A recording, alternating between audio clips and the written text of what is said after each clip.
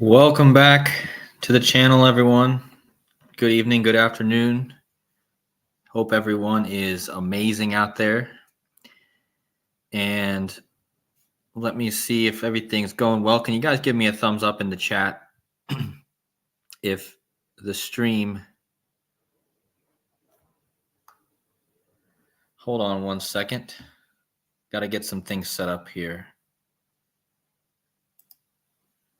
And once we get started, guys, we're gonna jump right into the...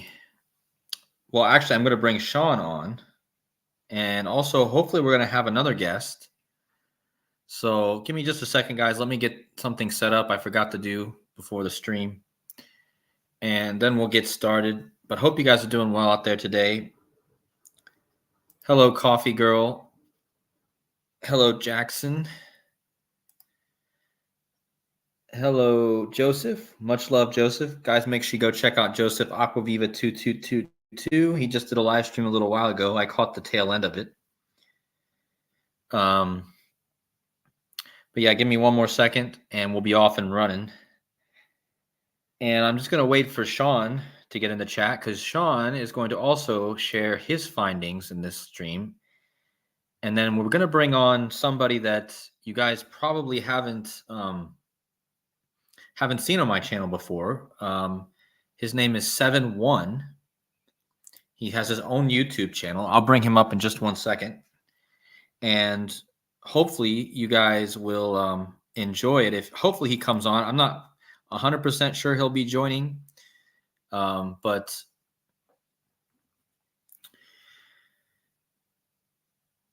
let's see. Yeah, Sean, if you want to come on now, that way during my presentation, because my presentation is not very long, so I think I'm going to leave the link in the chat so you can join in now, and then if that's okay with you. I don't know if you want to do that or not, but if that's okay with you. So hold on a second. Let me get that link in the chat.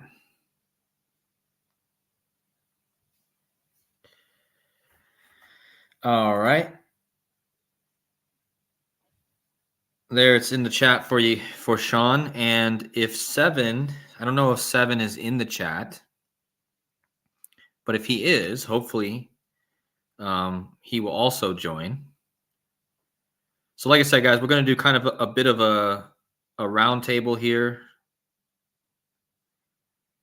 And, going to have Sean on. But I'm going to present my thing first, and then Sean can kind of chime in whenever he sees something that he sees. We're going to talk a lot about this revelation sign that we found the other day, and hopefully there's Casey Jones. I see Casey Jones in the chat. Much love, brother. And my girlfriend's also in the chat, Magdalena. Give her a lot of love, everyone. Let's see. Well, there's Sean. I see Sean. Casey, did 7 get back to you? I don't know if 7 got back to you or not, but hopefully he can join us. So yeah, we got some interesting stuff to talk about today, guys. I mean, my presentation is going to be kind of short and sweet, but it's really going to be pretty clear when I show it, and it's all going to be because of 7. So let me pull up his channel real fast so we can. I don't know if he's in here, but Sean, can you hear me? Are you there? Yeah, I can hear you. Can you hear me? I can hear you. Yep. Can you guys give me a thumbs up in the chat if you guys can hear both of us? Hello. I think everything's good. All right. Casey hasn't heard anything from 7, but hopefully, if not, then we'll go along. Casey, if you want to come in also, you can. Yeah, and if 7 doesn't come on, I feel like I could possibly break down his finding on it, because I kind of reviewed it many times. So if he doesn't come on, I could probably do that on his behalf. Yeah, actually, the reason I brought you on now is if you want to, I think you're going to be better off explaining the initial thing that Seven was talking about when he was connecting June 2nd. Because what we're going to talk about in this stream, guys, is June 2nd and everything that happened on June 2nd and how Seven, this is his channel right here, 7-1, how he was basically talking about a connection to June 2nd and how it was connected to Revelation 12:1, right? He was talking specifically about 12:1, right, Sean? Yeah,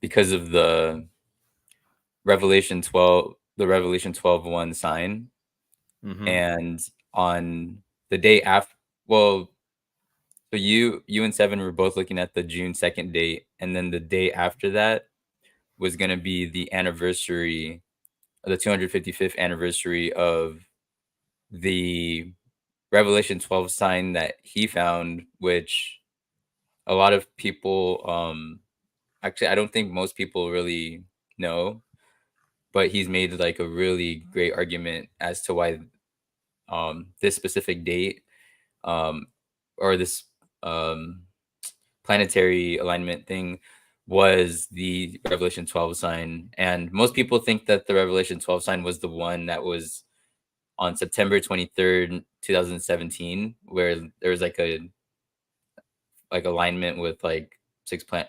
I think some people probably know about it. Like, are you familiar with that one, Cody? The one that's it was like in Virgo.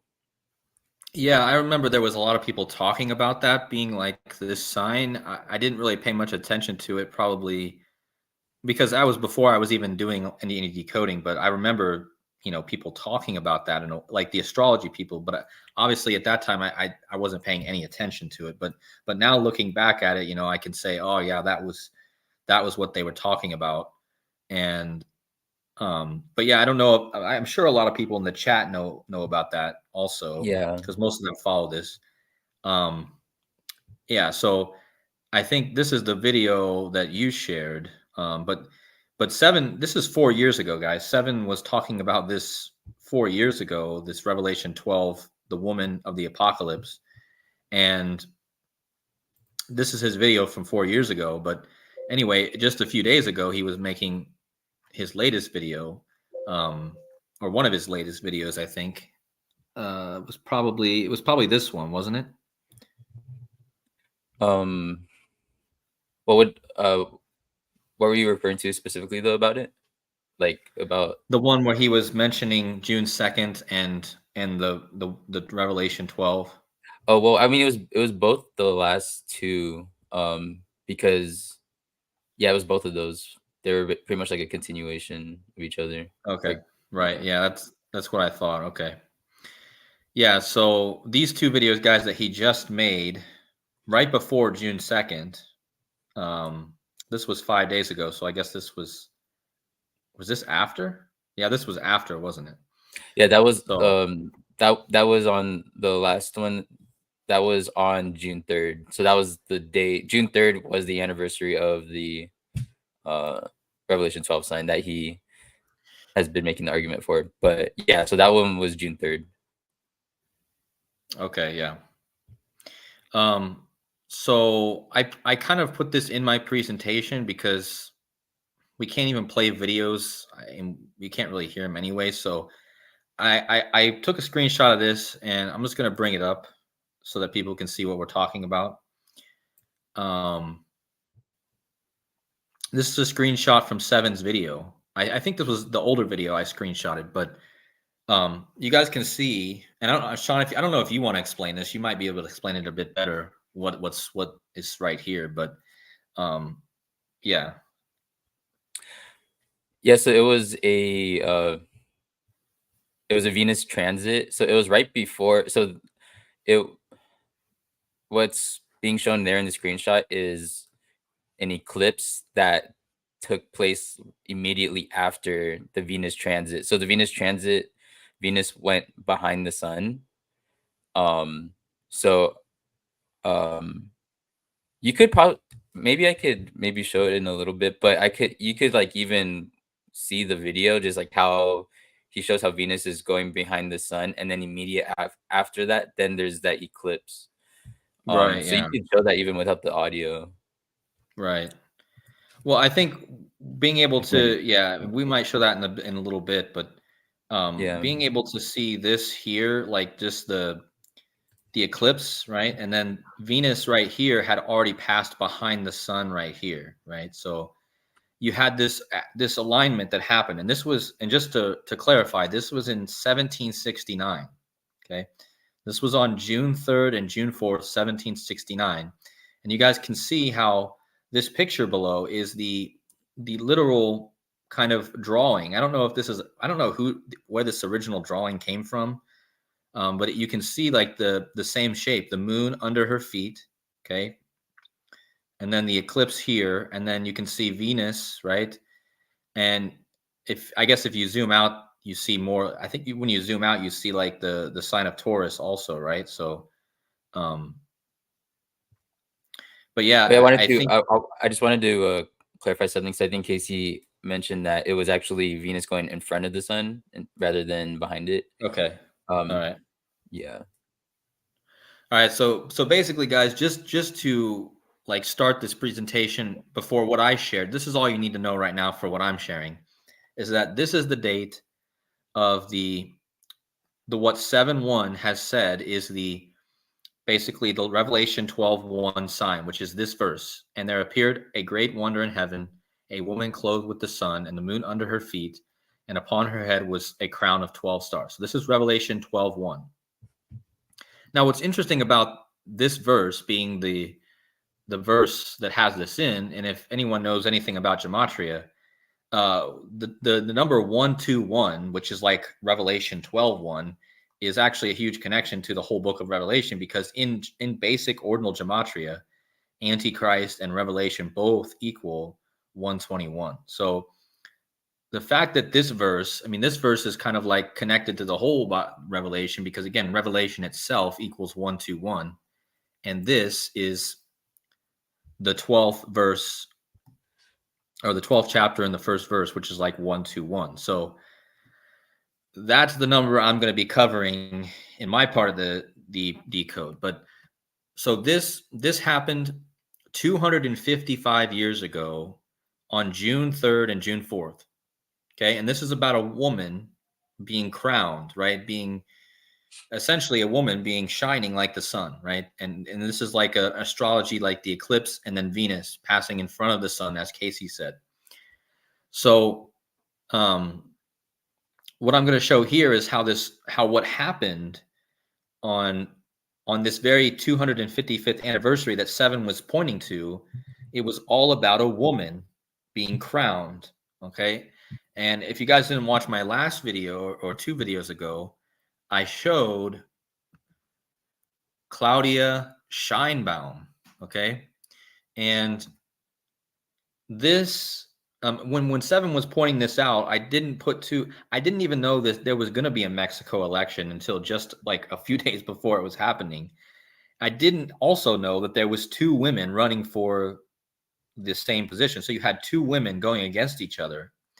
And again, if you go from June 3rd, 1769, which is when this Revelation 12:1 alignment happened, this eclipse and the Venus transit, the 255th anniversary of that was literally right on the day that this woman was being elected as the president of Mexico. And you can even see some similarities with this flag, which is the Mexico symbol. I even see some similarities. Do you not see that, Sean? Do you see how there's kind of like a curved, like, No, I didn't even see it until just now. Like I never like really zoomed in on the picture, and like I see it like really, really clearly, and with the wings and everything too. yeah, I mean, this reminds me so much of this. You have this arc at the bottom, kind of representing the eclipse part, and then you have, this blue area is almost, it's also blue right here, and then you have this winged, it's almost the same colors too, this drawing, you know And I just thought it was like interesting how this woman was being elected, and then even this symbol behind her reminds me in many ways of this. And again, this is on the 255th anniversary of this actual astrological alignment where this all kind of lined up, right? And so I'm going to show you guys just how, prove to you guys how I think this really was about the Revelation 12:1 sign, the woman. And it would make sense also because what happens later on in Revelation 12 is the dragon, right? The dragon. We're in the dragon year. So it makes sense that you not only have the woman, now you have the dragon year. And what's interesting is I told you guys there was flooding in Germany at the same time as this woman was being elected. And what's funny is her name is Scheinbaum, which is literally a German name. Okay. So you might not think that this woman being crowned in Mexico, this woman about ready to be crowned in Mexico, how's that going to connect to Germany? Well, remember later on in Revelation 12, the dragon spits out flood water. He spits out water to capture the woman. So what are the chances that at the same time this woman in Mexico is being elected, that there's a flood in Germany? Her last name is literally German. Okay.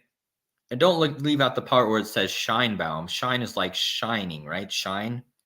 And the sun. And this woman is clothed with the sun, right? So it just all fits perfectly. And Casey's saying in the chat that 7 needs the link. So it looks like the man himself is going to join us, which is absolutely awesome. And yeah, she's Jewish also. She's Jewish, but her last name is German. Like, so I mean, it's a German type of name, right? Hold on, let me get the link in there for 7. Oh, sorry, Casey, you've been backstage. I was doing my presentation, didn't even know you were back there. But yeah, let me drop the link.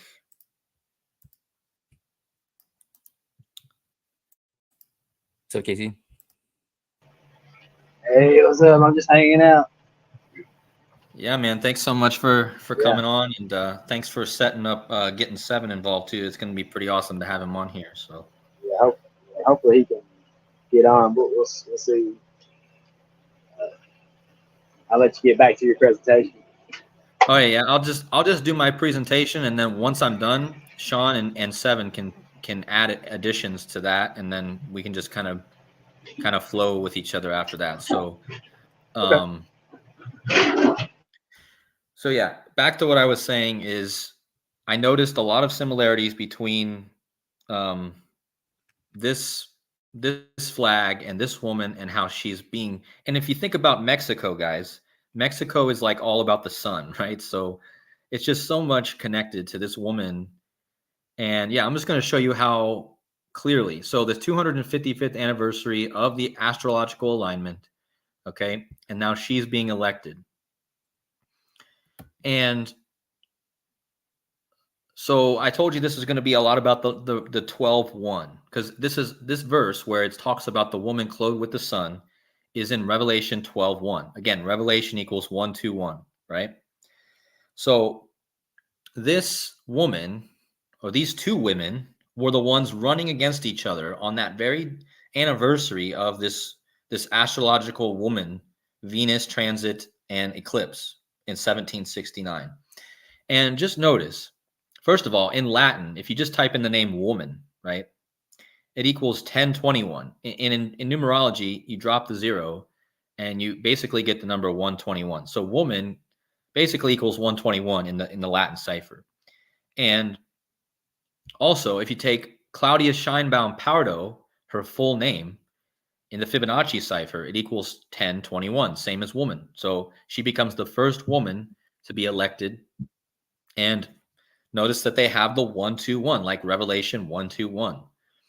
Now, the woman that she beat to become president was Bertha Ixchel Galvez Ruiz, and her name just happens to equal 121. Okay, so it seems that this number was coded specifically And it seems like that's what this was really about. Now, there's way more to it, but I just wanted to point out that not only does the woman she beat equal 121, but even if you go into the Fibonacci cipher, which me and Sean have proven lately, the Fibonacci cipher is very relevant. For instance, if you type in Jorge Mario Bergoglio, the Pope, his full name equals 1229, which is the 201st prime number. And again, he lives in suite 201, and his actual name in just basic gematria equals 201. So what are the chances that in the Fibonacci cipher, he also equals 1229, like the 201st prime? And there's other examples, but the Fibonacci cipher has been relevant to me. I've been using it and seeing it being relevant. So again, she equals 1021, like woman, okay? And this is what really got me understanding that this was all about, okay? So I want you guys to understand like how they pretty much telegraphed it for us, because as soon as she won the election, they were saying she was going to be assuming office on 12/1. So what is the chance of that, first of all? And then randomly, now this is the original screenshot I took where they said she was assuming office on 12/1. And I was like, what the heck? That makes it even more solid. And what's the chance that they choose that date? And they changed it though. This was the original picture. They changed it to October 1st, which funny enough is exactly 121 days after she was elected. So not only, so they pretty much telegraphed it. They originally had 12/1 date, and then they changed it to 10/1, which is 121 days after her election or her election win. And notice that in the keypad cipher, which Zenith of the Alpha has been showing is relevant also, woman clothed with the sun, 121. Okay. So, and that's in Revelation 12/1, the woman clothed with the sun. So again, I don't see how anyone could question that. Why did they choose 12/1 and then change it? And they changed it to a perfect day that still connects with the 121. It's just like, okay. And that's just to back up what I showed you in the last slide, where she beat the woman who equals 121. Her name equals 1021, just like woman. And yeah, so I just thought that was pretty insane. And so now we have to understand, why is this in Mexico? I started to dig into why in Mexico? Why of all places for this to play out? Why in Mexico? Well, Mexico is the location. In fact, the same city where this woman is born, Mexico City, is where one of the most revered shrines in the world is. And guess what it's about, guys? It's Our Lady of Guadalupe, okay? Also known as the Virgin of Guadalupe, is the Catholic title of Mary, Mother of Jesus, associated with the series of 5 Marian apparitions to the Mexico peasant named Juan Diego and his uncle, Juan Bernardino, which are believed to have occurred in December. I'd like to see what date in December they give us. I wonder if they say it happened on 12/1. I would oh, this is December 9th. Okay, December 9th. But so anyway, December 13th, when the Mexico territories were under Spanish Empire. So what's interesting is this Claudia Scheinbaum is elected, okay? And she's from Mexico City, born there, supposedly. I mean, we know she's Jewish. She's probably not even from there, guys, honestly. But that's where they say she's from, Mexico City. And the shrine that's located in Mexico City, where she's born, is literally this same thing I just showed you. Look at this picture. This is the shrine. Look at the arc underneath. You see, just like this. And it's not the exact same picture, but this is really what it's about. I took another screenshot of what it says here. The attributes of this shrine are a pregnant woman, eyes downcast, hands clasped in prayer, clothed in a pink tunic robe covered by cerulean mantle with a black sash emblazoned with 8 pointed stars, eclipsing a blazing sun while standing atop a darkened crescent moon. So this is literally This is literally the same thing, guys. So this Claudia Scheinbaum is literally born in Mexico City, where this shrine is, and I'm connecting her to this Revelation 12:1. And the picture, this shrine literally is the same thing. I mean, it's the woman eclipsing the blazing sun and then standing on top of the moon, which is essentially the same thing. And they say that this was given to this guy after he had Marian apparitions. And it's funny that Marian apparitions equals 661, which is the 121st prime number. So again, I just thought that was interesting. But this is the main point. Claudia Scheinbaum is literally from Mexico City, where this shrine is located. And I don't know if anyone has seen, Sean, have you seen if Seven has been in the chat at all? Have not. Okay. I'm going to go back and check in my back office to make sure he's not sitting back there. Let's see. Oh, he is back there. Okay, here we go. That's awesome.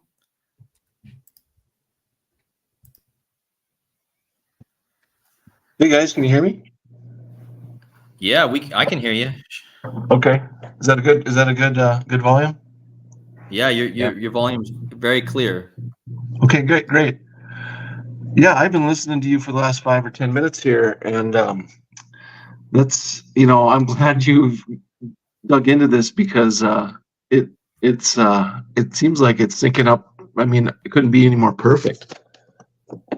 Yeah, I mean, well, it was Sean pointing me on to. Actually, I watched your video like a few days before, and I didn't even realize there was an election going on in Mexico. Otherwise, I would have already been on this a long time ago because people know on my channel I've talked a lot about Kamala Harris and her taking over as president, and I'm always looking for like this woman president connections, and I had no idea that any of this was going on.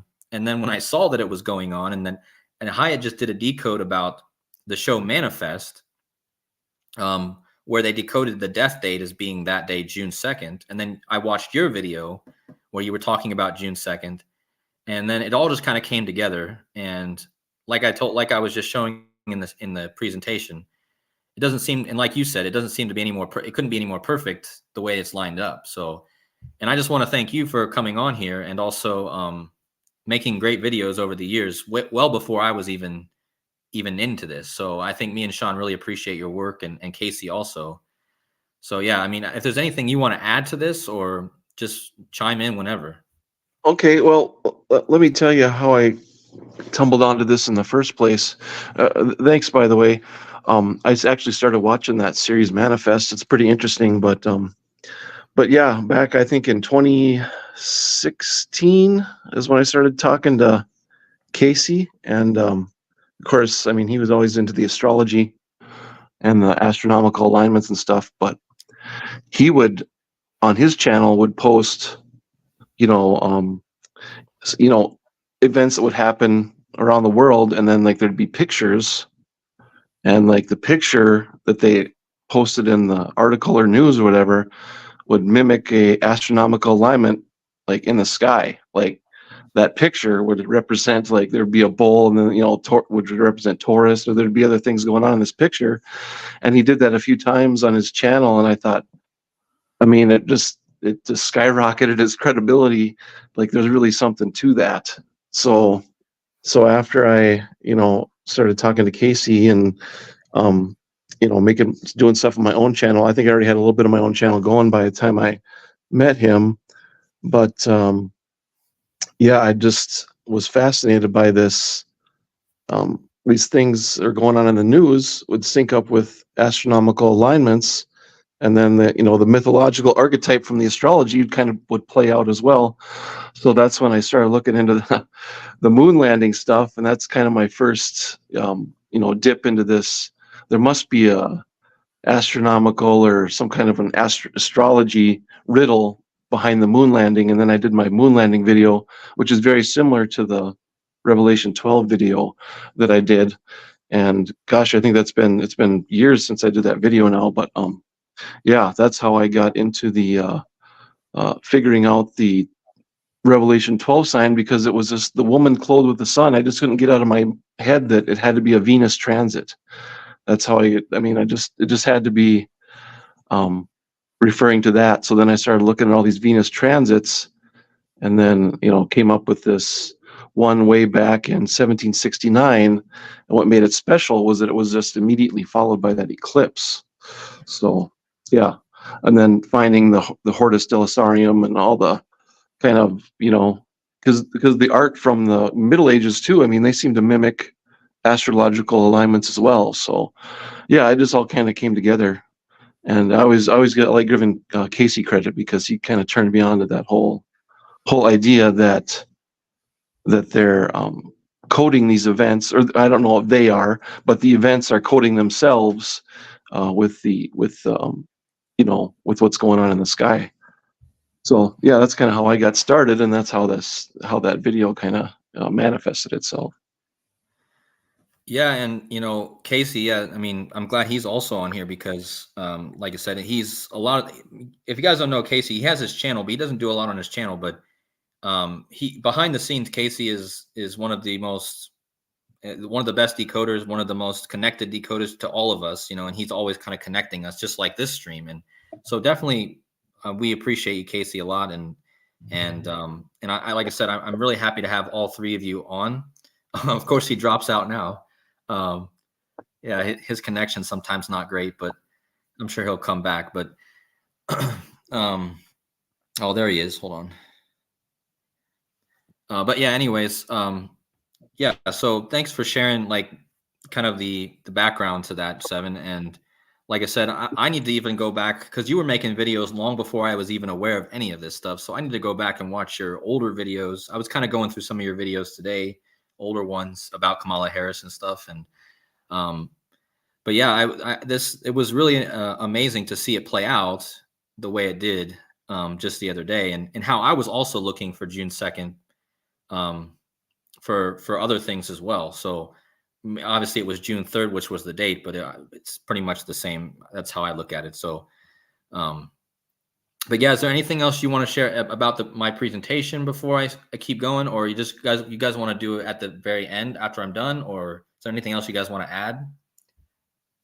No, I just to add, Casey, he introduced the astrological element, and before that, there was the Gematria, and at the time, back in like 2015, 2016, when I started my videos, and I'm not even sure what I've always had this fascination with wormwood, and that's what my channel is all about. But there was the Gematria aspect, and then when I met Casey, he introduced the astrological aspect, and that seemed to open up just a ton more doors when, going into the, making my channel work and stuff. And I think really, I think Sean has talked to Casey and learned a little bit about the astrological stuff. But yeah, Casey, he's behind the scenes. He's really, he's a good teacher, and he's kind of a go-to guy for if something's going on, he can kind of figure out what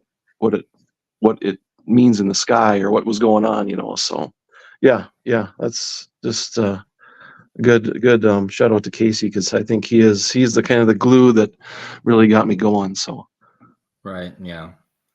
I agree. Yeah, That's a good. I just want to come on real quick and tell Shane hi, and thanks for coming on to your live stream. And of course, thanks for all the compliments. I really appreciate that. And I got to say, it's something I always tell Shane, is that Revelation 12 sign. I tell him periodically that's my favorite video of his. Not to take away from anything else he's done, but I've always felt like his Revelation 12 video was just like the pinnacle of his work. So yeah, I just want to throw that out there. Okay. Yeah. I mean, I think so. I mean, I haven't watched all of his videos, but yeah, I mean, I know I'm really fascinated with that too, especially now after I've put the pieces together about what just happened, So yeah, I'll go ahead and keep going, and then at the end we can kind of just have a free for all, and Sean, you can share your stuff, and 7, if you have anything to add. I'll just finish this up because I don't got that much left to do. And then we'll just start sharing more stuff. So let's see. So I was just talking about how this shrine here is literally, I mean, this is the description of it. It's literally describing the same thing as this Revelation 12:1.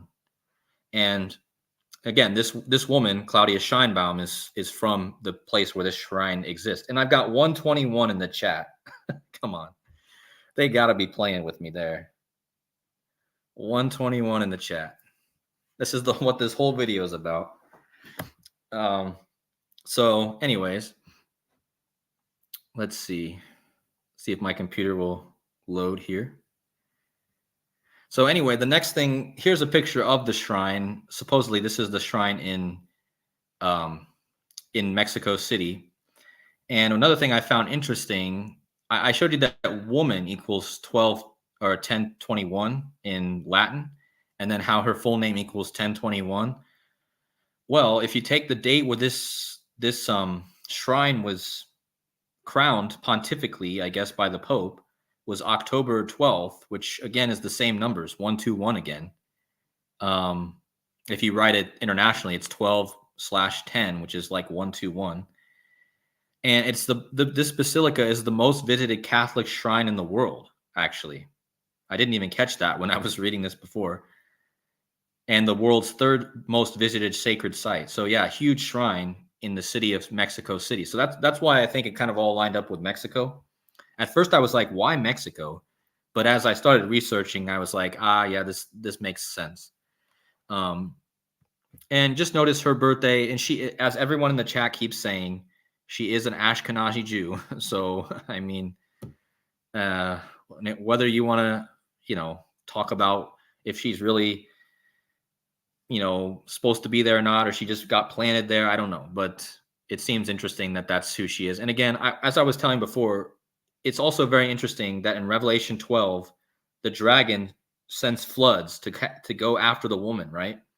And at the same time that this woman's being elected, there's horrible floods in the most Catholic region in Germany, Bavaria, where the Illuminati was founded, where I currently stay, the most Catholic part of Germany, and you're having floods, which connects perfectly with what was happening in Mexico. And I think the clue is her name is Scheinbaum, which is totally German connection. So next on the list is, this is what kind of sealed the deal for me. This sealed the deal.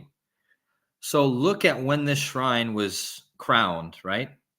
October 12th, 1895. If you go from the day of this shrine being crowned to the day of her being elected, is 66 years, 255 days. And I just told you guys before that 7 was pointing out that this day when she was elected was the 255th anniversary of this astrological event, which is connected to this shrine, which is connected to her. And it just happens to be 255 years. And from this shrine to this woman's birth, supposed birth, is 66 years, 255. I mean, come on now. And it's the 66, which immediately I was like, oh, woman, 66 years after this shrine, a woman's elected. Woman equals 66. So that kind of, to me, that cemented it in my mind. The 255 days after the shrine was crowned. So yeah, I mean, I think that speaks for itself, but that's probably the best part of this decode that I have. And then this is what brought it all together as well, because what are the chances that the same day that this woman is crowned, an NFL player who was vacationing in Mexico where she was crowned, he dies on a trip in Mexico. He's not even from Mexico. He just happened to be randomly in Mexico on the day of this woman's election, and he happened to die there. And his name just happens to equal 121. And his initials are L.A., Larry Allen. L.A. is 12. The letter 12, L is the 12th letter. A is the first. 121. So there's 2 connections there with the 121. And yeah, what's the chance of that? And that's what also pieced it together for me, that this guy just happens to be vacationing in Mexico and dies the same day, June 2nd. He dies at 52, which is interesting because Pope equals 52, 52 weeks in a year, 52 cards in a deck. I think there's something more to the 52 here, but that's just my initial. But that's not the main number here. The main number was his name equals 121, and his initials are 121. And he wears 73, guys. So here's another connection I want to talk about. 73 and 37 are the two numbers that can reduce down to 12 and 21, okay? Because 73 is the 21st prime, and 37 is the 12th prime. So you have the 12, 21, and this connects because the 73, I think, that he's wearing there is the 21st prime. And I still think that kind of connects back to 121, right? Also, just so you guys know, Harris equals 73. And I'm going to connect this to Kamala Harris a bit here. But so another thing that happened just a day after that was, it just happens to be after this woman president was elected, the woman mayor in Mexico is shot dead. And they even said it on CNN. They said woman mayor killed in Mexico just hours after the election of the first female president. And her name equals 121. So so not only did the woman that Scheinbaum defeat to become president equal 121, the woman that got shot like a day or two later, who was part of this too, because they even connected it on CNN, her full name equals 121. And as I showed, they even connected it in the article. They connected it to this election. Because apparently Mexico is not a safe place for women nowadays. So I guess that's... And I forgot to mention this in this, but Biden, a few days after this election, he came out and said, now we're going to close down the Mexican border. So what are the chances? His whole presidency, Biden has been, okay, just let him in and give him asylum. And now as soon as the first woman president is elected, he closes the border. Like, it's almost like saying, we don't want this now. We don't want the woman to, ascend to the throne.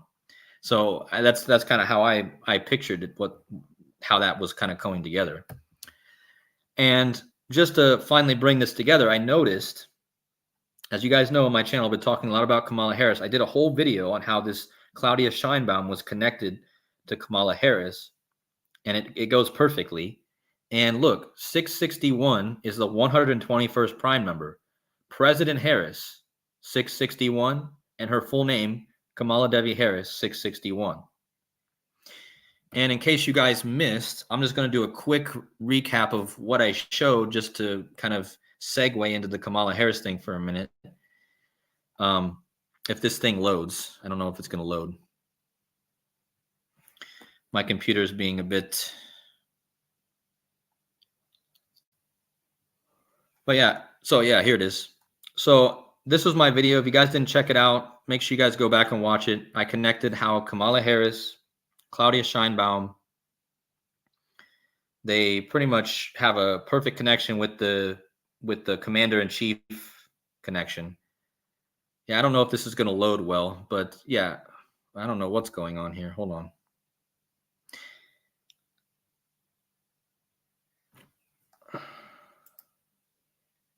All right, so yeah, Claudia Scheinbaum, and this is also connected to the Queen, right?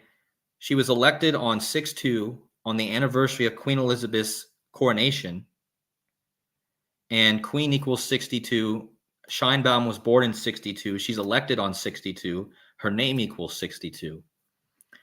But yeah, so it was the 212 days left in the year is when she was elected. Kamala Harris, 212. From this show called Commander-in-Chief is about the president being replaced after he dies of a cerebral aneurysm. It's called Commander-in-Chief. Commander-in-Chief equals 86 like Kamala Harris. And female president equals 152 like Kamala Devi Harris. President Claudia Scheinbaum 152. Joe Biden 152. Huge number with the presidents, with Kamala Harris and Joe Biden. And this was another big one. So these two women were born 850 days apart. Kamala Harris was commander-in-chief on November 19th, 2021 for 85 minutes. Commander-in-chief equals 85. Also, commander-in-chief equals 323. Scheinbaum was elected 32 weeks and 3 days after Harris's birthday. And again, Harris was had presidential power on the 323 day of the year in 2021. Commander-in-chief 323. And also another 323 is not only was it 32 weeks and 3 days after Kamala's birthday she was elected, if you go to the date they originally said she was going to assume office on 12/1, it was 323 days before Kamala's next birthday. And commander-in-chief equals 292, and she was going to assume office 29 weeks and 2 days before her birthday, but that changed now. So commander-in-chief equals 140. She was elected 140 days before Kamala's birthday.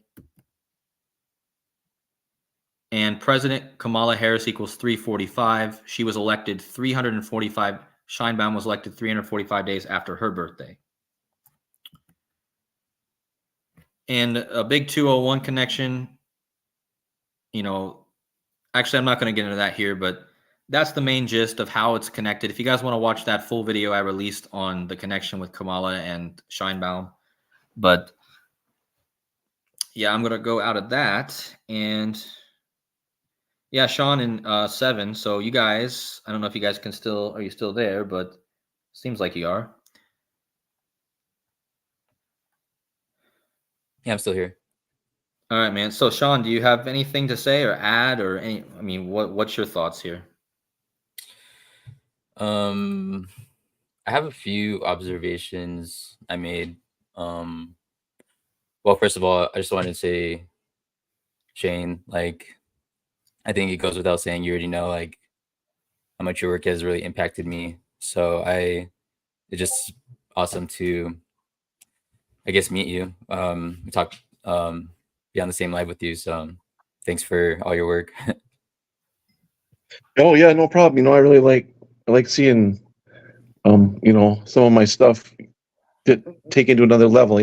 Get picked up and you guys run with it. So it's kind of neat. So yeah, it's nice meeting you too. I know Casey's been talking to you, so kind of been kind of just go between with him and you. So it's nice to get on this live. I'm a pretty busy guy with a family and work, so it's kind of hard to catch me. So, but yeah, I'm glad I could make it in here today. Yeah, man, I was really happy about that too. I guess just to save everyone's time and stuff. Yeah, Cody, I do have some things I found. If you do you want me to share my screen? Yeah, share your screen. That'll help me out because mine's just not loading so fast. Okay.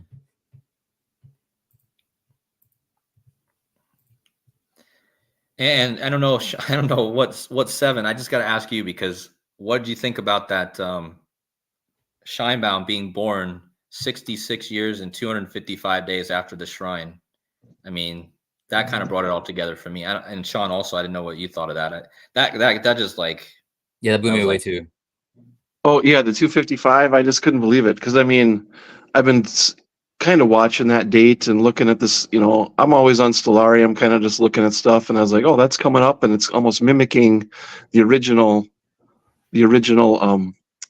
alignment, but it's the opposite with the superior conjunction, and it's 255. And then I'm looking around for all these 255 numbers around, but yeah, the fact that you found that, and the woman 60. I mean, it's just I don't know how you could. I don't know how you could make it any more perfect. I mean, and then to just find it, yeah, it's crazy. It's crazy. It's super neat though. I mean, yeah, I really like I said, I like it when you guys, some of my work, you guys kind of validate it for me. So I mean, it makes me feel pretty good that maybe I got something right, and then when you guys find it, it's wild. So yeah, I was really looking to validate your work too. I was like, okay, there must be something to this, especially once I saw that they initially said she was going to assume office on 12/1. I was like, okay, well, there must be something to it. And then I saw that the woman that she beat equaled 121. And then that's just kind of where I was like, okay, there's must be something more to it. Oh yeah, that 12/1 date. Yeah, the 12/1 date. I was like, oh, 12/1 revolution. I mean, yeah, it's perfect. But I mean, it's like, how is that tailored? Are they watching, Cody's videos and Sean's videos and my videos and making their news follow it? I mean, that's the only, I know they're not, but I mean, it's but I mean, that's almost what it seems like, because it's such a perfect match when you go and just take a little bit deeper look with that. Something fishy is going on right now with my chat, because I keep going 121 in the chat, man. Like every time I look down, it goes to 116 and it goes to 121. So it's just really funny when that happens. And with me, during this whole thing happening, I was having a huge like personal thing happen to me. I shared already, but like I was that flooding stuff, and that made me think, like well, right, yeah, when you continue on with Revelation 12, right, it mentions the flooding and the dragon, and we're in the dragon year, and yeah, I mean, it's like playing out like in real time.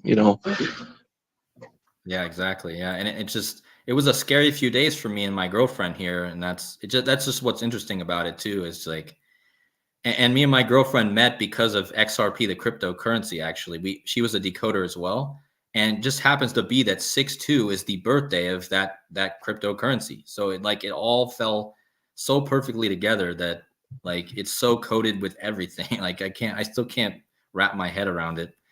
But yeah, so Sean, you can say what you were gonna. I cut you off. Sorry about that, man. Oh, no problem.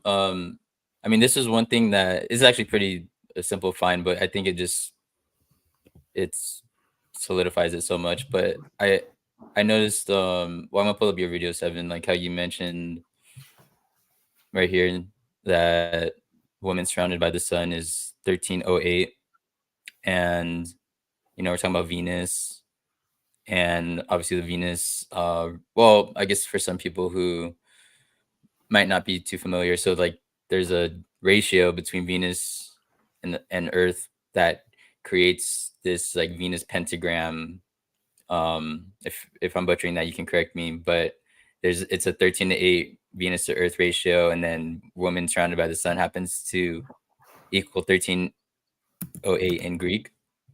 And so I just, obviously what I do a lot, I turn that into the date 1308 to the sign, and it's 197 months, and that happens to be the 197th prime is 1201. You know what I mean? Oh, wow. Yeah, that's okay. Yeah, that's crazy. So again, from 1308, just like how women surrounded by the sun is.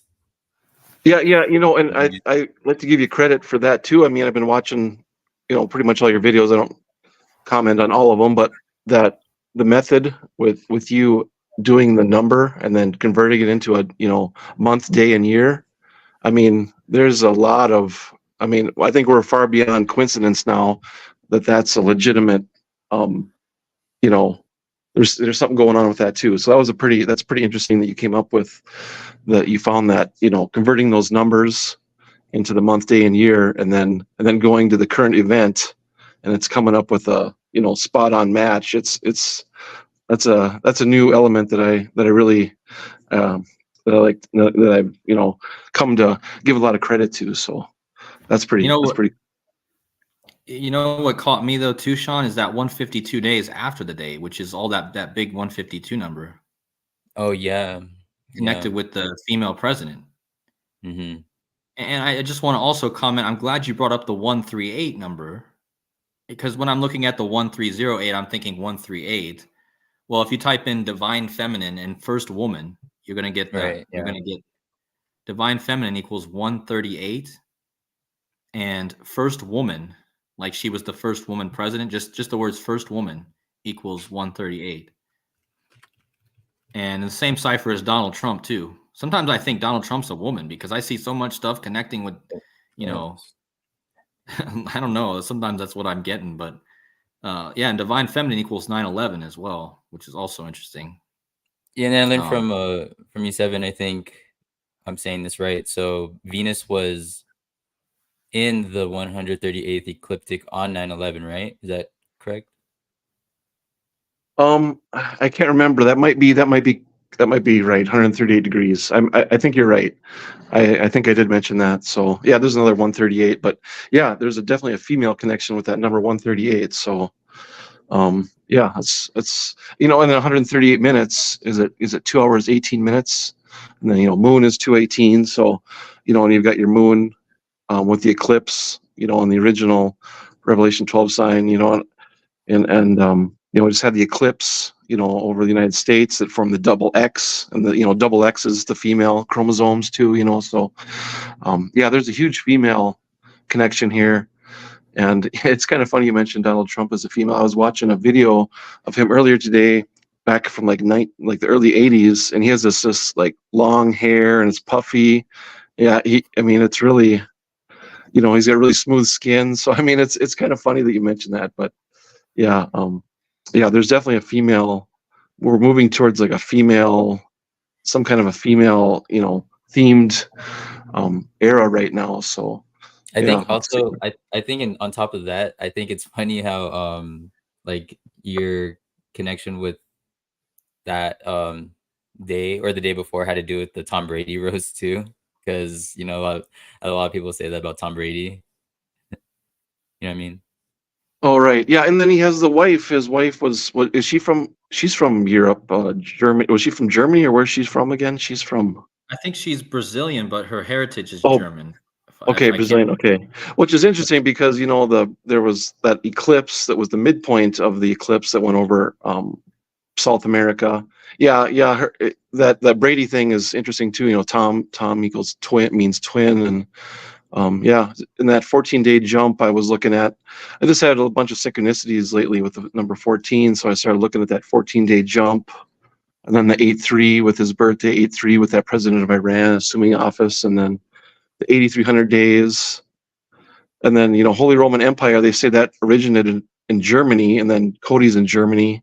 So yeah, I mean, all these things kind of go through my head at at the times, and it's just crazy how it's all connected. And then there's 3 or 4 of us that are kind of putting it together. So Yeah, and then yeah, in the way that we're kind of like I guess connected, but in separate ways too, because the day of that Revelation 12 sign 6-3, I just started a new job, and it's because I'm replacing a girl who's pregnant, and that's like what the next verse of the Revelation 12:2 is literally about, that same woman of the apocalypse like giving birth. And yeah.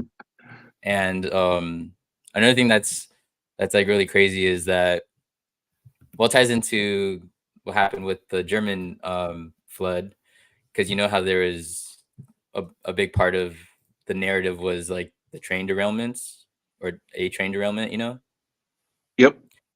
and it's interesting with the 138 because like when you break it down, it's 2-3-23, and that's, or let me zoom in, but that's the date of the Ohio train derailment, 2-3-23. Remember Oh that yeah, one? and actually they compared that to like Chernobyl and some of the news articles when that happened, which was interesting too. And Yeah. I'm from Ohio too, so that's that's just what's insane. And Yeah, and so then I don't know, I know Casey knows this, but Casey, his handle Casey Jones, is a fictional engineer, like a locomotive engineer, and Yeah, and that was my first job. I worked at Casey Jones. You guys believe that? and then my real job is a locomotive engineer. So I Oh, actually do really? drive trains. So there's this train.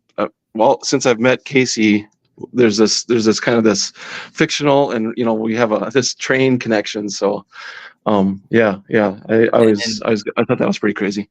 and then the fact that I started my job on that day, and it hit me afterwards, but the address is I'm not gonna say the full number, but it's Carnegie Avenue, like Andrew Carnegie, like Carnegie Steel. So I was, so that was like, oh my god, like that's insane. Like more like train stuff. And Seven, are you familiar with when Andrew Carnegie died? No, I'm not. Let me show you. It's August 11th, 1919. Oh, okay. Age 83. Okay. And what's really interesting about that is when you go from the actual Chernobyl, because you know how they're saying that was like the Chernobyl of the Midwest. So if you go from the actual Chernobyl to the Ohio train derailment, that was a span of exactly 19 weeks. Oh, wow. Okay. So I think there's something really big about Andrew Carnegie dying on August 11th, 1919. You know what I mean? Right. In 1919, that's a famous year for the United States because the females could vote. That was the female. Oh, wow. Got their right to vote. That's a huge part. That's a huge detail. Yeah. I mean, just another female connection. Since we're kind of on that topic, but yeah, that's pretty interesting. And I guess just to keep it relevant with all the women's stuff. So another thing that I noticed in terms of like Venus, I was thinking about Kobe Bryant's, when Kobe Bryant, he scored his 81 points and Venus equals 81. And that was his, career high game, 666 game. And so actually when you go from his game to the Revelation 12 sign, it's 220 months and 1 week, 6 days. And that directs you back to this verse, Revelation 22:16, which is also about Venus, right? The bright morning star. Yeah, I think Rambo has done a lot of work on that 22:16. And I think that's the number Casey was also talking a lot about that. For sure, Casey. Yeah, I know Rambo and Casey had a whole thing with that. There was some event, I think it was last year, and all the 22:16s. Yeah, and then you have the morning star, right? The connection to the Venus there. Yeah, so everything was just like things are just put into place so perfectly. Yeah, I mean, it just lines up perfectly with that day. The day he scored the 81 points, and then Seven, like how you mentioned in one of your past videos, how he the whole ritual with Jalen Rose. It was against Jalen Rose, and then the Venus Rose. Oh, yep, I remember that. Yeah, I remember that connection. Yeah. Something. Yeah, and then I was just gonna say real quick, because also if you don't or just to maybe remind you that you made a video about how there was a commercial with Kobe and Jalen Rose, and that was exactly 138 weeks after the game. Oh, really? Okay. Yeah. Did I put that in the video? I can't remember. It's been a while. Yeah. You did. You did. You made okay. You did make a video about that. Yeah. Okay. Yeah, that's interesting. That's super interesting. What were you gonna say, Cody? I just wanted to talk about Venus for a second because, well, I mean, normally if you type in Lucifer, the morning star, it equals 255. Hey, Cody. So I thought that was interesting because of the 255 years. Oh, Cody, wow. You mentioned that actually really good. You mentioned that 323 earlier. Lucifer's 323. Right. Yeah. Mm-hmm. And so is Catholicism. And as a matter of fact, Donald Trump right now is 323 mercurial orbit. So now I'm pretty sure that George W. Bush is the same age as Mercury years too. They're born pretty close together. Yeah, that's a great point about the 323 because that Indian woman that just went to space the other day, the day that she got to space, she was going into her 323 days in space at that point. That's what they were saying, is she was in space. You have what's her name, Shine Bomb, and then Lucifer is, he's like the light bringer. Right. And, yeah. So I also wanted to mention too, real quick, with the kind of struck out with the 12-1, 10-1 dates. To me, it's kind of pointing to serious a little bit because December is the 10th month of the Roman calendar, plus 101. And of course, October 1st is 101 too. So. Yeah, Sirius got the 12-1. Oh wow. Yeah. Okay. Oh, Yeah. also, wait, so Cody, you said that Kamala and Scheinbaum were 850 days apart? Yeah, I just saw that. I just saw that on my own thing. I didn't see that. Did you type in Lucifer Morningstar? Oh, oh wow. That's not even what I was looking at, but that's. I just saw that myself because I was like, Lucifer Morningstar equals 22296, like President Kamala Harris also. And Kamala Harris and Scheinbaum were born 850 days apart. Oh, and then I noticed also Revelation is 850 too. Is it really? Oh wow. Okay. Wow. That's crazy considering we just found those two 850s right there next to each other. Yeah. that just shows you we're on the same wavelength because I was just like looking at the 850 and then you had the same one. I thought you were going to show me the same one. Yeah, so yeah, amazing. Also the 471, Revelation 471, that's the 38th prime, Lucifer, or 38 triangular number, Lucifer equals 38. So yeah, there's a lot of, oh, sorry, not that, I'm wrong. 741 is the 38th triangular number, not 471. But yeah, I mean, interesting. You know, you said shine bomb, I mean, that's like light and then bomb, I mean, it's like, yeah, I never thought of that until you just said that, the shining part. Yeah, and then the shine baum is actually a tree. Baum is tree. Like in German, Oh, they like say, Christmas tree. That reminds me of the old Christmas tree song, right? oh, Tannenbaum, yeah. So there's probably a connection with that.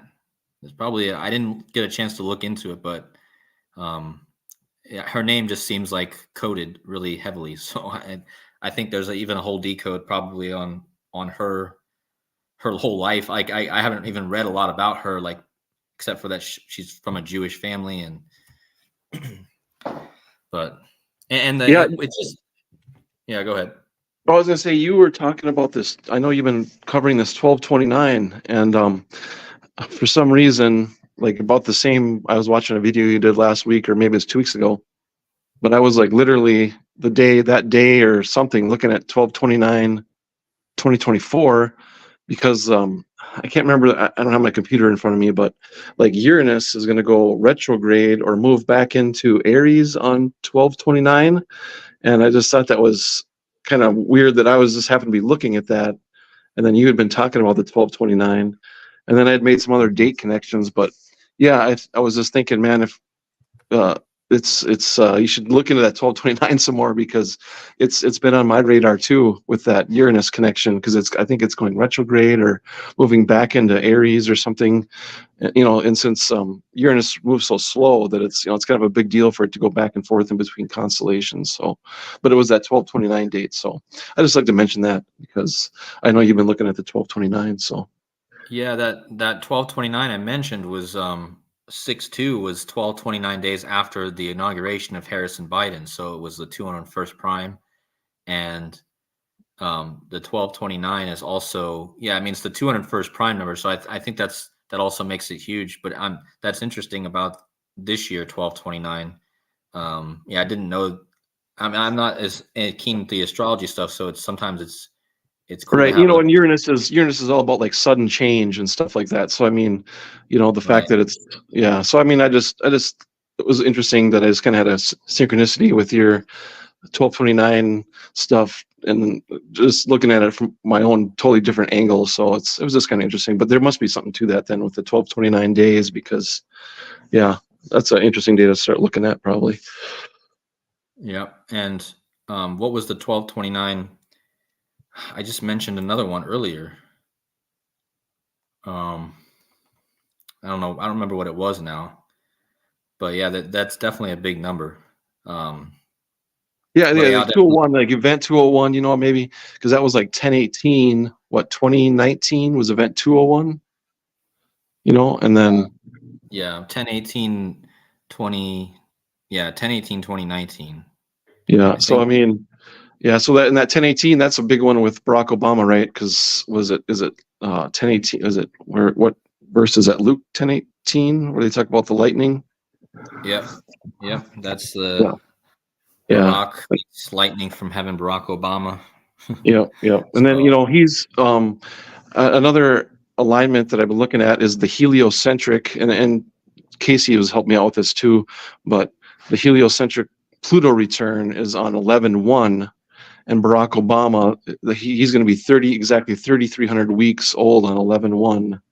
So there's another connection there with that 11/1. I have all my information for that video, but I haven't put it out yet. But yeah, there's a bunch of this Pluto there's so many returns for this Pluto, like the astrological return, the date, the day count return on the 14th, and then coming up in November, it's going to be the heliocentric return. So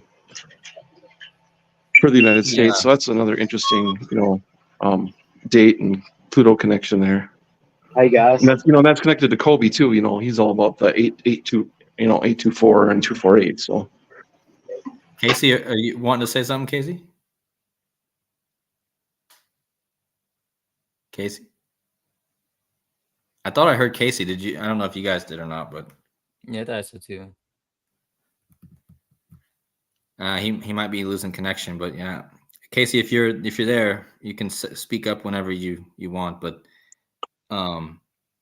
yeah, this is all interesting with what you're talking about there with this actual the heliocentric Pluto return. Is that what you said? Yep. So it's like your sun centered. When you go to Stellarium, you can have the view from Earth, but the view from the sun, it's just a different view, but it's a more accurate, I guess you say a more accurate, you can precisely place it in the sky with the heliocentric view. So the heliocentric return is on 11/1. And I remember back in 2022 when they said it was going to be the return on 2/22/22, I immediately looked on the Stellarium and noticed that the sidereal, or what actually is in the sky, didn't quite match up. So there must be, and like I think what is it, 6/14 on Trump's birthday, just in less than a week here. It's the day count return for Pluto, I think. So right. Yeah. I mean, this Pluto thing just keeps coming. It keeps showing up too. Well, Pluto has its connection to money. I don't know if you saw my last video about the can you keep a secret? But I follow WWE a lot. That's like my thing. But they're actually literally giving you the Pluto symbol in their teasers right now. Like that's what this whole teaser WWE is like teasing the return of this group. And basically the guy that died last year, the big WWE superstar that died last year, Bray Wyatt, his brother's returning, but his return is all connected to Pluto, the symbol they're actually giving in the like in their teasers. In these normal WWE people, like that just watch the show, normal people that don't do any decoding, they're all like decoders now, because they're like they're pointing people to like decoding type of things, like I did see your video. Yeah, it was like, they're like incrementally releasing like coded messages. Yeah, I did see part of your video. I didn't finish it, but wrestling. I think you're really onto something with that wrestling too. And I think you mentioned it a long time ago, but from the Bible, what Jacob wrestles with God, right? So I mean, it's like there's the wrestling connection there. Yeah, they're playing out a narrative too, and it's another avenue that can be decoded. So yeah, and that the thing that got me too is a video that I made like one day before Trump, or a couple days before Trump got convicted. There was this whole like scheme on AEW wrestling, which is the other company, like the newer company. They had this orange man come out and tear apart a contract, and he got a head wound. And of course, Trump's connected to being the orange man, and I just thought that was one of my craziest wrestling decodes because like it was so and the guy that actually injured him was named Beretta, which is a Italian gun maker. Right. And Yeah. like they're literally, they use these archetypes of these characters that they make. And yeah, and Trent Beretta, I think, even had a Gematria match to Donald Trump or something. I can't remember all of it now, but yeah, it's just like it was all connected to like the oranges in what's that movie Godfather? Because whenever you see an orange in Godfather, it means a death is coming. So it's just like then they had this guy who's named Orange Cassidy get a head wound, and one day before Trump, or basically on the anniversary of JFK's head wound, and then one day before Trump's conviction. So it was all like perfectly scripted. Yeah, Trent Beretta equals Donald Trump in 3 out of 4. Yeah. And he's got the 77. And I talked about how the whole ritual with Trump was connected to the 77. So yeah, that whole thing blew me away. It still does, you know. But yeah, you're right. The wrestling with God thing I think is huge because, and they talk a lot about squaring the circle, you know, and wrestling is like a squared circle. So it's like, yeah. Yeah, yeah, and then go back on the money thing, the XRP. It was kind of funny. One of my coworkers last night is really big into cryptocurrency, and we talked about XRP a lot. And I know you covered that quite a bit. But you know, the X, you know, we just had the X eclipse, and then the Ripple. Ripple's another kind of like almost like a water term, you know, for money. And I'm just fascinated with, you know, I think we're moving towards a different currency. I'm not sure how they're gonna do it or what's going on with that, but just another interesting avenue you've covered with XRP, because there's a lot of regular people that you know have zero, you know, they think that XRP is like the leading candidate for like you know, for a, you know, worldwide cryptocurrency. So Yeah. yeah. I told Sean this, but there's a movie that came out in 1992 called Sneakers.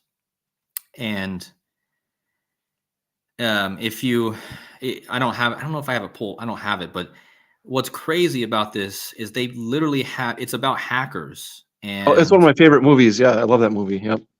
well, so that's good. So you know the scene where they're first discovering that the device that they have is able to hack the Federal Reserve. Oh yeah, they hack into all the air traffic control and the right. Yeah. Yeah, but if you go back to the right when they hack into the Federal Reserve, the very first page that comes up on the computer after that is XRP. It says XRP on the computer screen. Oh wow. And it says XRP 262. So it says code LIM XRP 262. And if you type in XRP cryptocurrency, what do you get? Oh, was it 262? I bet. Yep. I found that a lot of people have known about the XRP in the movie, but I found the XRP cryptocurrency equals 262. Right, and then I'm on different Telegram groups, and someone had kind of made a correlation with the Great Seal of the United States with the eagle. You know, when you overlay the XRP symbol, you know, I mean, it's like an X, but it's, you know, if you look at the bird and the way it's laid out on the seal, you know, the XRP like perfectly fits over it. So, yeah, there's something to that, you know. I haven't even seen that one, and I've seen a lot of that stuff, but yeah, I'll put it in my next video. I'll put someone that just kind of made the correlation, but I'll throw it up in one of my upcoming videos. It's just interesting because it's, you know, it really is, it's pretty uncanny. So yeah, and that's the one thing that makes me think they do have something for sure planned for XRP for sure. This movie, and the fact that it's called Sneakers, it's like they're sneaking it in there, you know, and the whole movie is connected to the number 92 because the movie came out in 92, and sneakers equals 92, and secret equals 92, and right after they discover that, the guy says, well, right before they discover that XRP thing, the guy says no. They find that the code in the Scrabble game is no more secrets. Yep. Or too many secrets, I think is what it is. But and I just did this decode about how Bray Wyatt and his brother they had this show called Can You Keep a Secret? And Can You Keep a Secret equals 92, like Pluto in Aquarius equals 92, and Pluto is the planet of secrets. So I'm positive that, I don't know, I'm just wondering what's going to happen with, is there going to be a big reveal at some point with like, are they going to regulate the cryptocurrency market, and then XRP, which right now is the only one that's technically been regulated because it's already got a clarity from the judge about being an actual currency. So right, it's a currency, not a commodity. Yeah, I've been trying to learn a little bit about that, but it's whatever. It's kind of a steep learning curve a little bit, but not really. But yeah, I've been diving into the cryptocurrency kind of realm here, but it's definitely relevant because of Pluto and the money connection, and then yeah, just all these, and all the symbolism kind of playing out around Pluto. So right, yeah, and somebody in the chat's mentioning the Uvalde green sneakers. That might be something to look into, and also Donald Trump's gold sneakers. And Donald Trump's gold sneakers are definitely connected to this XRP thing, because XRP is running pretty much, the court case with XRP and the SEC is running pretty much kind of parallel to Trump's legal battles. So because it was Trump's judge, Jay Clayton, it was Trump's SEC head who sued XRP Ripple right before he left office. And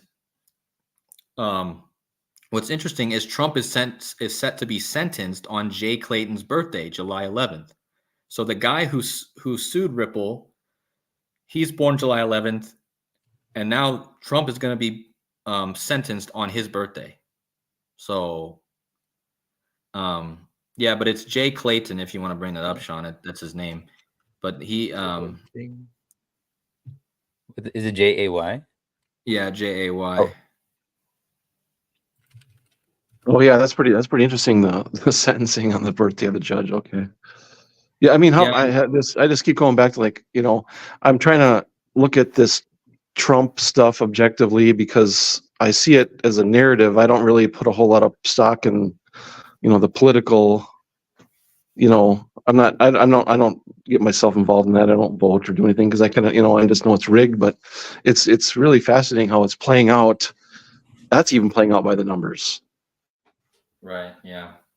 Yeah, that whole thing was insane with Luka Doncic, the basketball player, also having the connection there, and then the JFK connection, and like everything that I've been seeing, it's completely insane how it's playing out. And with Trump, like you said, I'm not involved in the actual politics of it, but the whole symbolism of the hush money too makes me think of Trump is something with the money. It's going to be.